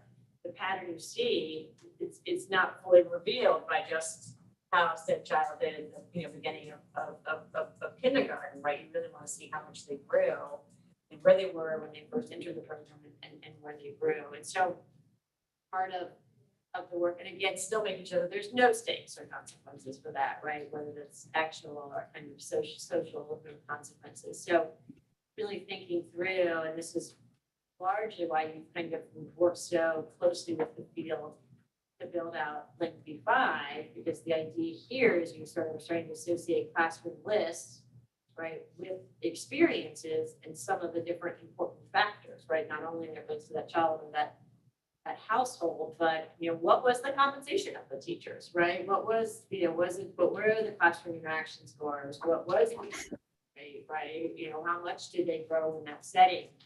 And, part of it is the goal is to build a system in Virginia at kind of, local, regional, and state level that, it's not just about, funding source or broad strokes demographic of kid, right? That's sort of just saying, oh, well, this is, just because your BPI means X, right? Or just because your childcare means Y, but to kind of get at that information so that, it's more useful for programs, they can do some comparison, but more importantly, I mean, again, I often use the example of compensation and turnover as being this, we think potentially really important factor that's kind of masked in the system. And so what we associate with like, oh, just because it happens to be in a school building or happens to be in a, this type of setting might be much less important, right? The bricks and mortar than how the teacher's paid, right? And what the support she or he has access to. So it's incredibly important to kind of, sort of see what would be useful for sites if they're doing this work. And again, with an opt-in for all the reasons that Cheryl noted, but the more we can demonstrate, this is sort of a collective we and the task, that Tanya, for example, and Emma and I have talked about is like, how do we make VPRP such a value add to a private program that they want to do, right? And then that helps both them, it helps their educators, it helps their families who want to know how their kids are doing, and it helps get better information, to sort of inform site leaders as well as our overall improvement efforts as well. Well, I like the fact that noting the differences, because DPI is serving a different group than some private centers, maybe, but then there's private centers that are also heavily serving. So yeah, having that test data would be really helpful, so you're more apples to apples versus apples to oranges. There's one question, Amanda, and I think I'm hearing you correctly. I know Jen asked it, but what I'm hearing is with the current assessments we have in place, they're not truly going to measure, they're not designed to measure growth, kind of like the SOL tests were not designed to measure growth, yet K-12 had to move into measuring growth using those SOL tests. But I'm correct in that they're just not designed to be that way. If we truly want to measure growth, we'd be using different, we have to probably. No, these assessments will measure growth. They are vertically aligned assessments. So the math assessment will absolutely measure growth. I don't show those here. It is the first year, but like you can measure growth. So we showed, on average, kids made actually really good growth kind of in math. The CBRS data, the self-regulation and social skills data are a little bit wonky because they self-norm by the teacher expectation. So we still see growth, but you just don't see as much, but it's the same, like measurement wise, you can measure growth and those assessment as well. And the assessments for 3s and 4s are also vertically aligned. So across time, and again, so this year's 3-year-olds, if they are assessed in the fall and spring now, and the fall and spring when they're 4, and in kindergarten, they will have 6, if not more, because we'll have midpoint assessments coming soon. But right now, the way the assessments are built, by the time they were at the spring of kindergarten, they would have 6 points of assessment, and you could actually look at growth across those 3 years of early learning. And so parents and staff can see a growth score at some point at some Yes. point. Okay, thanks. That's right. That is correct. Amanda, I have a question. So you said teachers get training to learn how to interpret the data and what are the activities that they can embed into day-to-day instruction and learn how to scaffold to just help the growth? Yes. Yes. So teachers, trainings are available. So there are both kind of like resources that are online, kind of that educators could pull kind of on demand. And then we offer, if a program wants it, and we have kind of technical assistance that any educator can kind of email or chat into whenever they need to, where they can also get support on understanding the data. So around kind of data use and interpretation. And then the way the assessment is built is that based upon, for example, a student's kind of self-regulation scores, if they are low in self-regulation or kind of below what we would expect them to be developing, there are instructional resources that kind of get tagged to the score and they show up in the student report for the teacher kind of automatically. So they're there and the teacher kind of sees them, but they only like those instructional resources only kind of link into a student report if the data indicate that that instructional resource would be particularly useful based upon the score.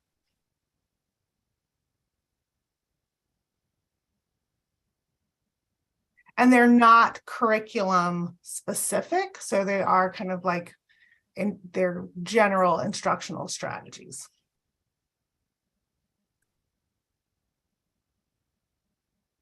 And it's a little bit hard for me to hear, so if that's not the question, if I answered something that you didn't ask, I'm really sorry. No, it was helpful, thank you. Yeah. Well, there's any final questions, but One other point to note, and I think this is particularly salient as we come out of this pandemic, the more understanding we get here, I think it paints a really important picture about how every year, every moment of learning really matters. And so I sort of think about some of the studies that have come out that look at when we closed down school for 3 months, like we lost 3 months of learning, right? And I still think that there's a perception, particularly in early childhood and even in the early elementary, that these are, kind of less important years, right? And that, and they're not measured, and nobody, I think, anywhere here is asking for an SOL for kindergarten or for pre-K. On the other hand, what systems measure is often what matters. And so I feel like some of our effort here is around supporting growth, is around supporting providers, as Jennifer articulated, and Miriam around kind of thinking about both sort of the individual educator to engage with family and the overall site to understand how they're doing. But it also hopefully is with these multiple point in time assessments, just showing how much learning is happening and how essential these investments are. And that if you build a system, if we have historically, we're not going to really pay attention until you get to third grade, it becomes nearly impossible to kind of really make sure that you are designing programming and intervention and supports to serve the kids and families who are furthest from opportunity. So I appreciate for everybody's engagement in all this data in the afternoon, but we're really hopeful that shedding insight in a no stakes, useful way for families and educators can help shift some of the statewide and even national conversation about the critical role that early learning plays. The other thing that's really important, and again, Amanda often talks about this, but trying to really make sure we do this in a way that is not mutually exclusive with play and the type of developmentally appropriate learning that should be happening. And I think when you think about some of these measures, when you look at the kind of the right size of the balance in terms of academic and social emotional and social skills, that was intentionally done, right? I don't think there's any desire, and I know it's an expressed concern that's come up and some of whether it was Executive Director 4 or other engagement with the field, that we do not need to be using worksheets with 3-year-olds, right? We do not need to be sort of setting up measures that somehow, turn a 3-year-old classroom into a 3rd grade classroom. And, and again, we think through deep partnership with, an academic provider who understands that that's one of our shared vision and goals is also really, really important, because that is a risk, right? And helping programs, and then also thinking about how we use this in partnership with a variety of curriculum, because there should be curriculum choice, but just as you asked about, Miriam, really thinking about that connection and making sure, because sometimes I think when I was a little bit, in certain, some folks take the results of a standardized test and say, well, the way to get here is to drill a child on that, right? And that is actually counterproductive and will have the opposite effect. But I think we have to make sure we support harder for us educators to understand that, right? And you think about, okay, and it reminds me of some of the, if you look at the social skills list, I mean, you can try to have a conversation, right, with your 4-year-old, about, you seem to have very strong emotions, I'd like a little less of that, and good luck. Versus really thinking about the developmentally appropriate way to help a 4-year-old deal with his or her very strong feelings, is important. Amanda, any final thoughts here? No, not for me. I do appreciate what you just said at the end, because I would say like, and this is especially true for the self-regulation scores we talk about for children who are low in self-regulation scores. It's not that you would teach a child to more self-regulate. It's more like, what are the scaffolds that a child needs? And in part, that example is good because it is like, how do you take off the load, the cognitive load for a child to have to self-regulate so that they could actually learn other things that are happening in the classroom. So that is exactly the kind of like, and that when we talk about the instructional resources or like what to do with this data, it's incredibly important because it's exactly right. You don't want to run the risk of like, you know, just because we're measuring literacy in 3-year-olds does not mean that 3-year-olds should be reading. Like, so making sure that we don't have that disconnect there. Excellent. All right. Next slide, please. So slight shift here. Again, huge thanks to Amanda and our partners UVA. 2 more update items. I know we've got an updated number from Jeff as well. And again, there are folks in the room and in home. I'm sure you're taking care of your bodily needs here. There are restrooms out there, and please feel free if you've got to jump up at any point in time. Update on ARM 46 report. I'm only going to keep us moving through rather than doing breaks so that we can get people back on the road and compensate. Wanted to bring an update to this group. If you look to the next slide, we had legislation last year that called on us looking at what it would take to serve all active duty members of the armed forces who act as caregivers with the child care subsidy program. It was uniquely worded legislation in that you have to do a report on behalf of the board. So I think as Aaron described earlier, we do a ton of reports, all of which are publicly available, and we're more than willing to share with you, but we do not make you go through each one of those reports because that will be all of our agendas. However, in this situation, we wanted to make sure you were aware of this work because we ultimately will take it to the board, and our commitment to you is to make sure if it goes to the board, you all are officially the advisory body to that. So we wanted this is sort of an update on that. On that particular report that will come in the beginning of 2023. So a couple of key points. I'm just going to highlight some of the data that we've been gathering to prepare for this report.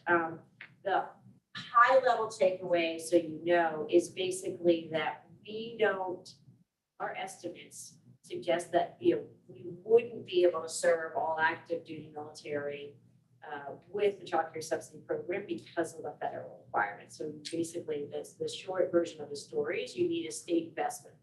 We would operationally be able to serve all families, right, in terms of being able to come in and kind of get vouchers, by some supply questions, but that the federal rules are what prevent us because if those families are above income, then we are not allowed to use those federal dollars. So that's the kind of the big takeaway. So just helping our elected officials understand, like, here's kind of the size of this universe, here's who we think might be eligible, here's where there's a gap, and then the kind of option would be for the state to make that investment. So as of 2021, we basically about 75,000 active duty service members who are parents of just under 100,000 kids, 18 and under.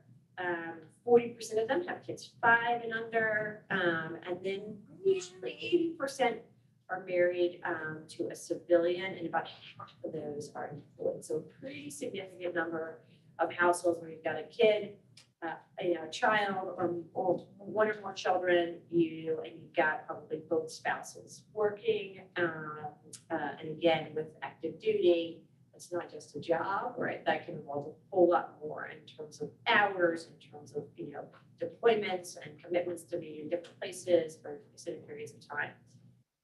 Over half of active duty service members are going to have incomes over 350% of the federal poverty level, roughly $90,000 for a family of four. And that means that, in particular, those families would not necessarily be eligible for some of the federal requirements. Concentrated, the Norfolk and the National Capital Region, which includes Nova, as well as areas of Maryland, are identified by the Department of Defense as the highest need, and there's continuous to come up between shipbuilding and military and tidewater, as well as the Nova, just finding care, particularly finding infant and toddler care, really difficult. There are several programs available. Military families, you might say, why are we even asking this question? On the next slide, because you've heard about the incredible program the Department of Defense offers. And those are incredible programs. They, years before everybody else got their acts together, put in high quality standards. They have highly renowned programs across the country available to families on a sliding scale basis. I think what we hear is there's just not enough of them. And so really thinking about something that's more nimble and flexible. The other challenges are kind of coming in and out of need for care into communities. And so it's really hard. And you talk about an operational challenge. If you're DoD, I mean, the number of folks even probably migrating in and out of Tidewater on any given day, thinking about like, well, what does that mean for how many 3-year-olds are going to be there this year, next year, and so on. And so really thinking through kind of subsidies as an option. There's a few subsidy programs. You see Operation Military Child Care and then child care in your neighborhood. And so trying to think about how to offer more flexibility as well as child care in your home. And so some options offered by the Department of Defense, but again, still feel that there's a gap there. Next slide, please. And then this, you all know this, but kind of thinking about who would be eligible and the kind of the extent to which that's applicable. Most families would be eligible in terms of age of children and work component. The activity requirement, the age is going to be different.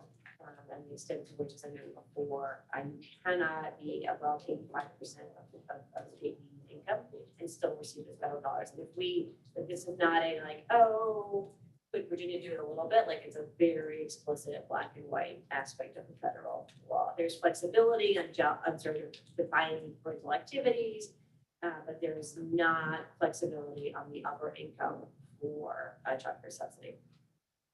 So what can we do to serve more active duty service members? So we certainly could make more families eligible. We have done that in part through going up to 85% of the state median income, which is the maximum allowable amount under federal law.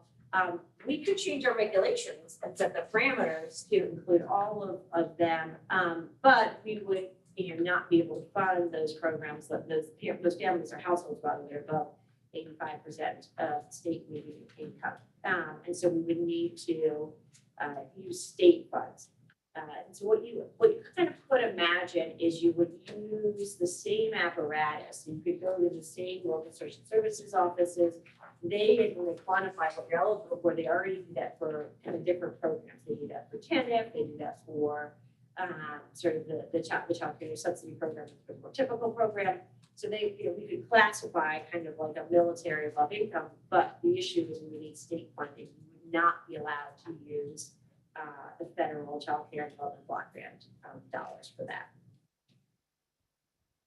So we will likely in this report try to do a ballpark figure. It's hard. We don't know exactly how many families would pursue this. We don't know how many in the situation where the spouse is not officially working, whether he or she is looking for work, right, or involved in some kind of job training. So, we have to do ballpark figures, but we think that there would be roughly 48,000 children that would be above kind of income and would not otherwise meet the federal requirements. So assume a low end of 10,000 per year, a high end of 18,000 per year, basically you would look about a state investment between 480 million and roughly 864 million. And again, that's assuming every last one, right? So even in that is sort of a high end. So you could say we're gonna do a quarter of the kids above that, and we're looking at somewhere between 100 million and 200 and change million. So just to kind of give a sense of this, this is something that has come up, and again, we're working with elected officials to think about, like, you know, this idea of categorical eligibility. So for example, I think it was Kentucky just said all childcare teachers are going to go. Unfortunately, all of our childcare teachers are probably way below 85% of state median income. But you could say all teachers eligible, right? And again, we would work with our partners to figure out, you know, how to kind of code them in the system and make them eligible, but it would require a state investment. Those rules about income and age are hard and fast federal rules. So that's our basically kind of the gist of what we will produce and take to the board. I just wanted to make sure you knew that that report, which was in code last year, it came from Delegate Brewer. We'll make sure to inform the delegate and aware of that, you know, who knows, there'll be kind of additional conversations in this General Assembly, but making sure we kind of size the numbers as well as to sort of say, here's who could be served. We are also always willing to do additional outreach. I know we've piloted in Virginia some military efforts. We work very closely with Healthcare Aware of the USA on that, and always sort of thinking through how to better serve our active duty military. But we do think in a good way for our military that the compensation that those households receive puts a fairly significant number of them above the federal requirement, and we just want to share that data. Questions about that report? One of the, with folks thinking they've got questions, one of the really compelling, if you've ever seen some of the Ready Nation pieces, they talk a lot about, you know, the why early childhood is so important in preparing, you know, the military for the future. We have also heard, and I work with our Secretary of Veterans Affairs and sort of others, like it's also critical in terms of like, you can't work your overnight shift on you know, on the boat or, you know, preparing, you know, for whatever if you don't have childcare. And so it's not only kind of a long-term need for our military, but I mean, we continue to hear really impressive need, you know, in our military, you know, a lot of that work cannot be done virtually. It has to be in-person work. I'm thinking about some of the care options. All right. So this is now an update item. I'm going to walk us through this fairly quickly, see if there's any clarifying questions. I want to be careful. We're not allowed to have sort of official discussion. We'll need to sort of to reserve that for our next meeting in person. But the key thing is that these are not DOE or Board of Education or sort of general rules here. We've got we have the Virginia Freedom of Information Act, and this body came together in the middle of a state of emergency, which really provided unprecedented flexibility on, you know, sort of some of the parameters that affect public entities that report to boards, such as this advisory committee. So it's a little sort of, it's a set of shifts for us in terms of things that were, some of which were in place and I know some of our government colleagues know this before the pandemic, but not really ever applicable to this group because of when we were born. But we are increasingly, as the world normalizes, you know, really kind of accountable for thinking through how we do that. We do have some new flexibility. And this is like the irony, because even though there's new flexibility, it's not as flexible as we were in the pandemic. So it doesn't really feel like new flexibility. But I want to kind of to walk through this. So basically, it's the Freedom of Information Act. You know, our meetings of public bodies must be open to the public. You know, they cannot be conducted electronically unless ruled out by law. We've got to give notice of date, time, and location.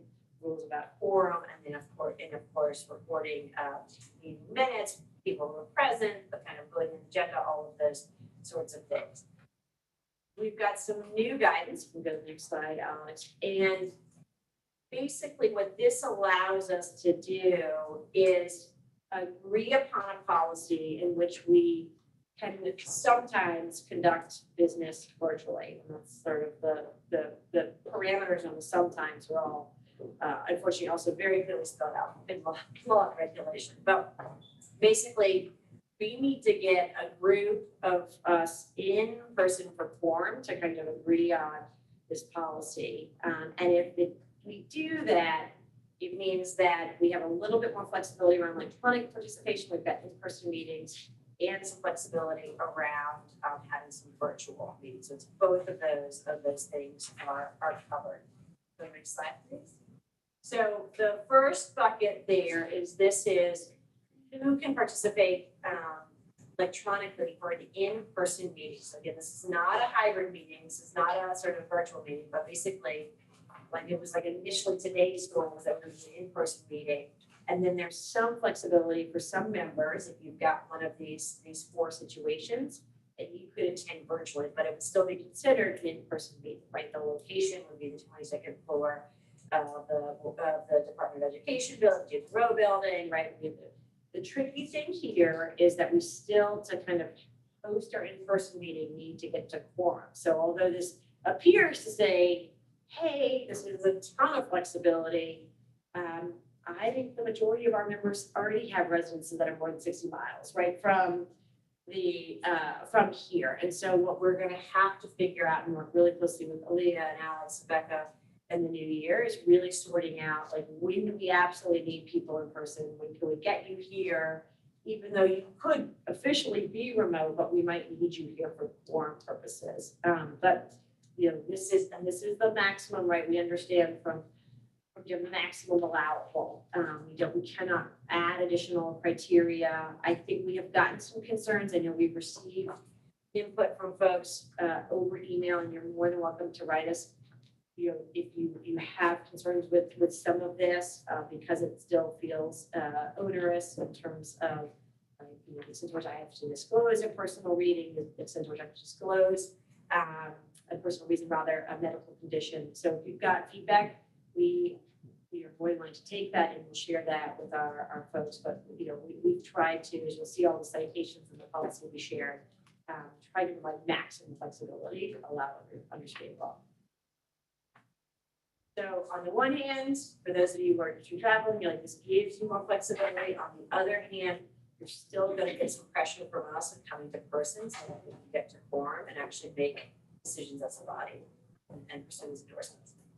Questions about when the meeting is in person, about who can attend virtually or participate virtually?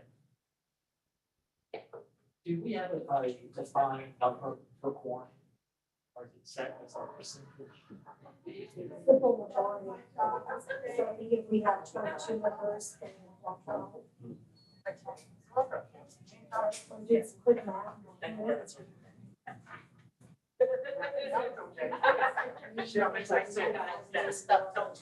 well, that's what we're gonna work on. With this, we wanted to actually have this conversation as we start to think through dates next year, and then just what we didn't want to have this in terms of these dates. I'm actually gonna be, at a work conference in Orlando, like you, but like can't be here from Orlando. So we are working on that, and I think we wanted you guys to have this in mind when we send out potential dates and sort of really thinking through. The other thing to think about is, should we move the time for travel? We've gotten in the habit of doing the afternoon, and that might work, but it would be better a different time. I mean, we have things like the Child Day Center regulations, like the updated guidelines for BQB5, where we will really need to get quorum, and wanting to make sure we're clear and communicate that to you is then also sort of, as we put out these dates, doing some back and forth to get to dates where we think we can get, majority be present. It's been really important. And then I think, I don't know, I think that's like the actual real members, not the ex officio members, so we get real, so there's some that were lovely to have, but unfortunately don't count towards quorum. Yeah.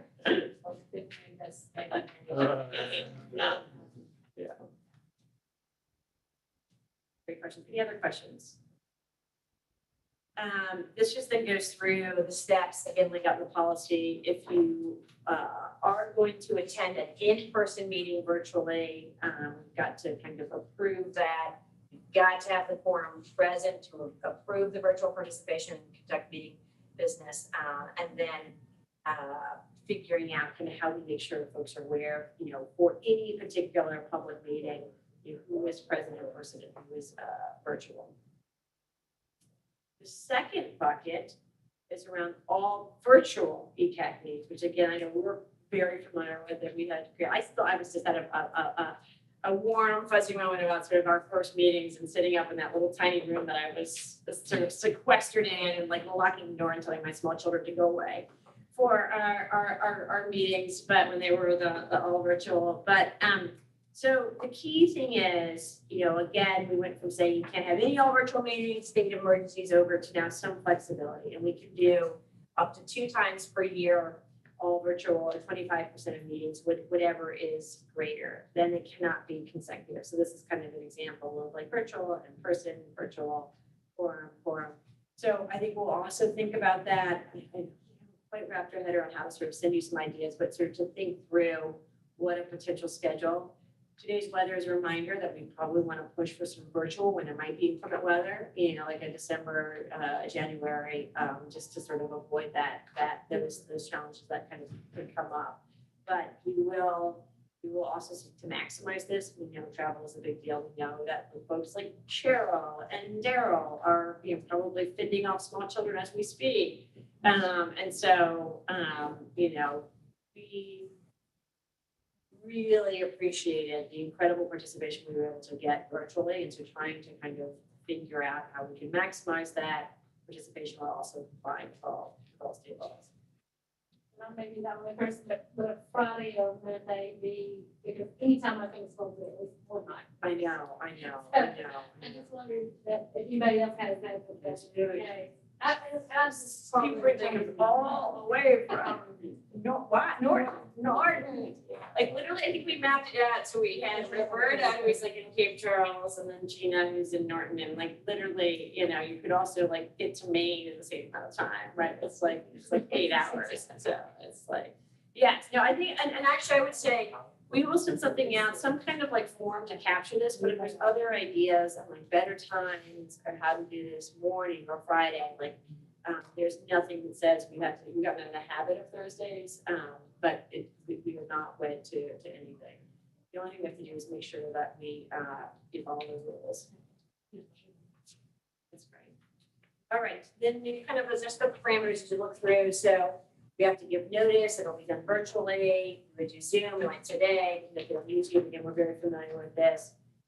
Members should generally be on video, again, flexibility, if you're changing a diaper, we don't need to see that. Or if you're, like Ms. Franklin today, driving, like, please don't do it, right? It's like we see the Zoom, you're like, can you just pull over, please, like, and do that. We must accept written public comment. You guys can't have a party, at wherever you are, there's more than 2 people in place. And then we have to monitor some email or phone line inbox to make sure that if for some reason somebody's out there who understandably wants to know what's going on and they can't access it. So again, I'll ask for clarifying questions here. We cannot endorse this policy here, but what we will do is we will move this to our next agenda item, and then we need to sort of accept this policy. I will also add to that agenda item, I need to designate a backup for the chair if she or he is not available to kind of conduct the meeting and this important other housekeeping item. Let me see if there's any other questions about that, with knowing it will be a future agenda item.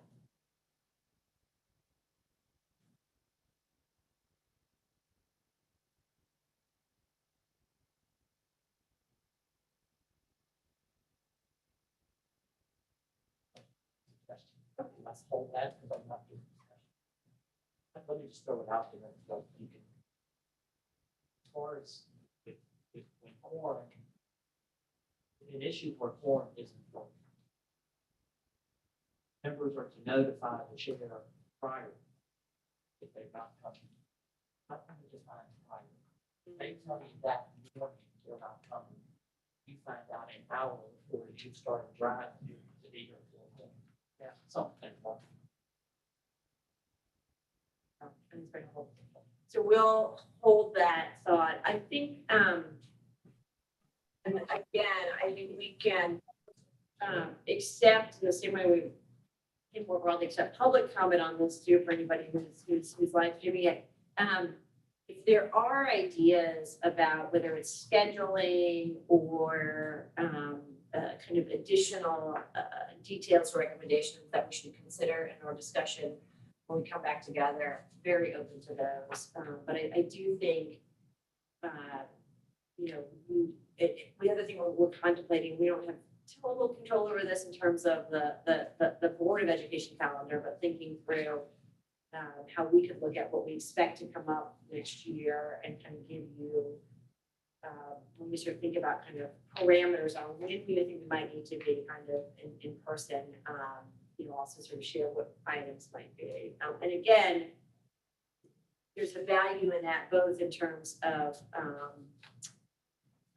thinking about when to drive and not to drive and what that entails for your professional and personal life. I think the other piece, and Alex has done a fantastic job of staffing the chat, but like it's different in person, right? And each of us have been in that position where you are participating in meetings in person, and it's different. We're all on Zoom, and I can look at all your faces and be like, oh, okay, you know, like it's you know, it's a little easier to moderate versus if like half the group is here and half the group is online. So I think helping giving you all as much information as possible, and then in return, I think that's a great idea. Clark, I sort of asking for if we can know by this date. And I know you guys are doing a really good job of communicating with Aaliyah, who's our person who's saying, here's what it is, here's what I want to know, and ton that they are. So just more of that. But we just wanted to make sure that everybody is, before we make a decision on this, familiar with the law. Really across the board, our policy folks are saying we have to, the pandemic is over, we've got to kind of come back and make sure that we are dotting every I and crossing every T. In addition to, I mean, you've heard me talk about it, you've heard me in the field, Jeff and I are out talking with licensing directors.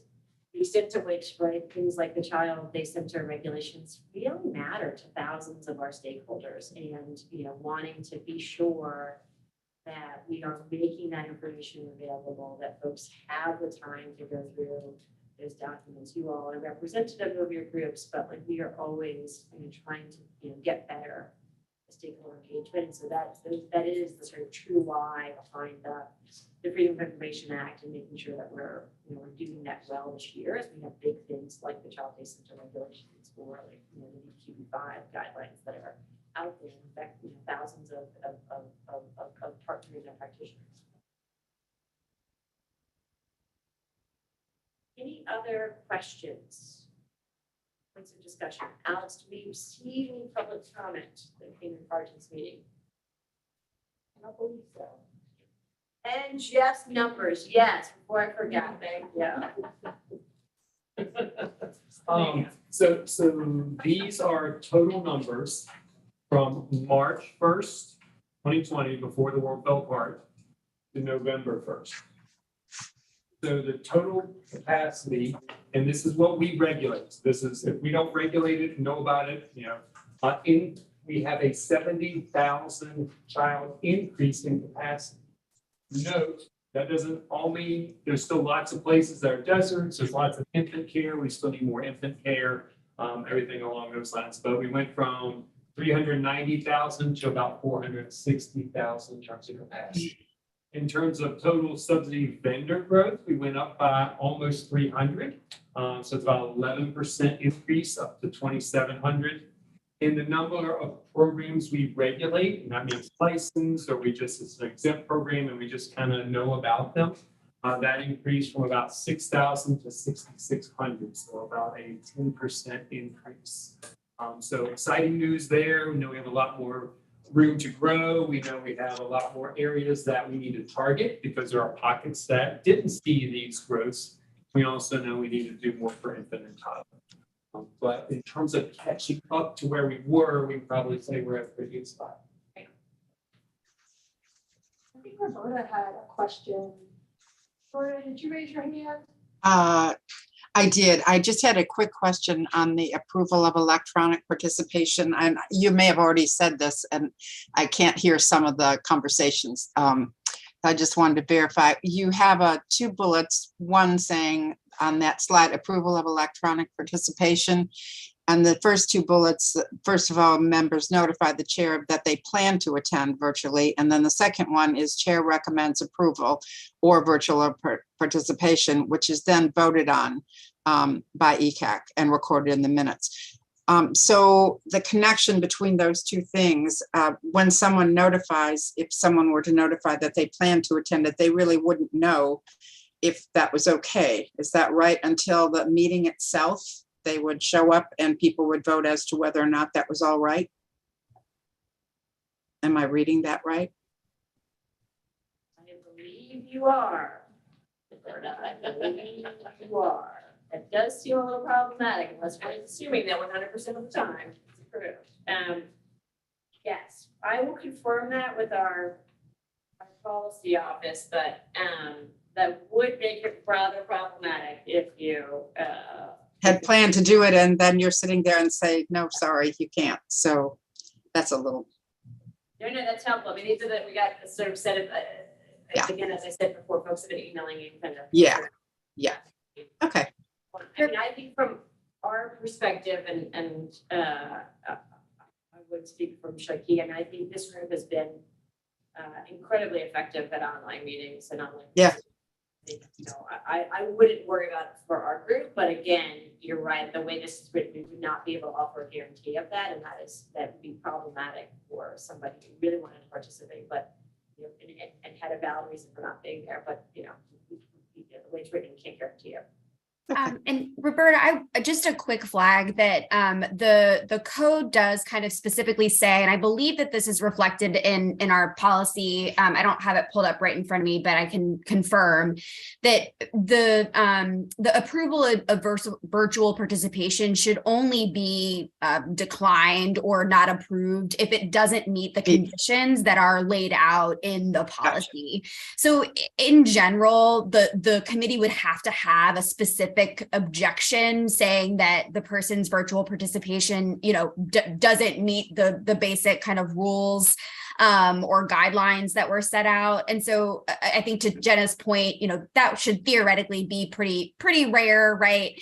But there are kind of some safeguards around that approval in that context. And again, we can double check and just make sure that that's very clear in the policy is written.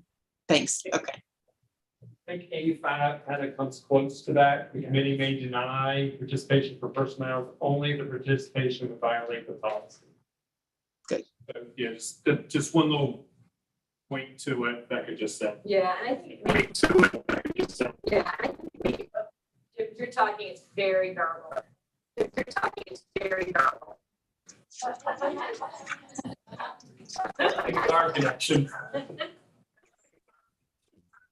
Okay.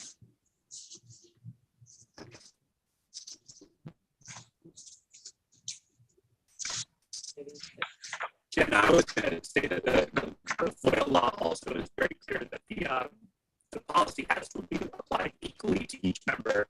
So it can never be the case under FOIA that one person is excluded just because they're not liked or anything of that sort. The policy is supposed to be applied equally and without respect to who the person is. All right, so what I think I heard Jim saying was that the objective of the policy is to make sure it's applied equally. So some of these steps are just important checks and balances around making sure that it's consistent. So this idea of like there are a set of parameters for which this is allowable. There's still transparency around notification and approval by the chair and approval by the broader body. But like, as Jeff noted in 5A, that like you are, you really can only vote that down if somebody doesn't meet the, the parameters set forth. And in some ways, like you use an example there, like if you were asking for personal reasons, the third time, I think we would advise you that that was not allowable and you would not get to, as we were described, a situation where you logged in and then were voted down. By it's harsh, guys, now, but that's helpful to him. Thank you, Becca and Jeff and Jeff there. All right, look at this, a little over. Any other questions? If not, you should expect some information for us around setting up our schedule. Thank you, Brenda Wilford, for next year. Important stuff to come. As we go off into the holidays, thank you again for your participation in this body. This year we have reviewed and endorsed and analyzed and discussed really important things. But it still matters, right? We have thousands more children who benefit from programming and services. We have providers, more providers than ever before, taking public dollars to serve kids. We're getting those rates up. So that there's a real economic benefit and they can hire and pay staff better. We are seeing this play out across the board. We're observing thousands of classrooms and hearing from educators about the power of curriculum, the excitement around understanding and being perceived and treated like an educator. There's still a ton of work to go, and Sandy stepped up, but making sure our most vulnerable kids and families are the priority as we design interventions and improvement. And we have so much to do in 23 and 24 and beyond. But I wanted to wish everybody a happy and restful holiday season. Alex and I and others are counting down the days until our children are with us for 2 weeks. In the middle of the day, and the afternoon, and the evening. We did get one more question in the chat. Oh, yeah. And this is one that I'm really excited to answer. So Cheryl asked whether the increased eligibility amount will continue in 2023 in childcare subsidy. And the answer is yes. So want to make sure everybody knows that 85% of the state median income for any family with young children is continuing at least through the end of triennial budget. So we have until June of 2024. So Cheryl, let me know if you were able to hear that right, and also send you an email. That's right. And that is, again, huge. There's only 3 states in the country have moved all of their rates to the market-based approach. And we know that just hit providers' bank accounts in November. And no, it's beyond exciting. So please take care of yourselves, stay healthy, avoid all of the triple-demic if you can. Although your children being home with you means that you'll be both sick and taking care of them all day long. Lots of screen time. And then we'll be back. We'll work with you to figure out a schedule that works for everybody. Important things, the governor's budget launched this morning. We saw in that budget an additional $20 million for mixed delivery, exciting stuff, as well as some flexibility for BPI. So big session ahead. Please enjoy the time with friends, family, loved ones, and please go out and thank everybody who teaches or takes care of our small children. It's really, really exciting time to be in this field and do this work in Virginia, and we are incredibly appreciative for all of the insights, the questions, and your role serving as ambassadors for our work together. Thank you, guys. Thank you, everybody. Do you have your hand raised? What? You're on mute. Oh, no, she's still on mute. Oh, okay. Okay. Just quickly, I'm assuming the snapshot of fall 2022 is a public document that's okay to share and it's out there? Yes, it is, Roberta. Okay. All right. Thanks. Any other questions? This is it. That's when you email me 2 minutes later and I respond right back. This is it for right now.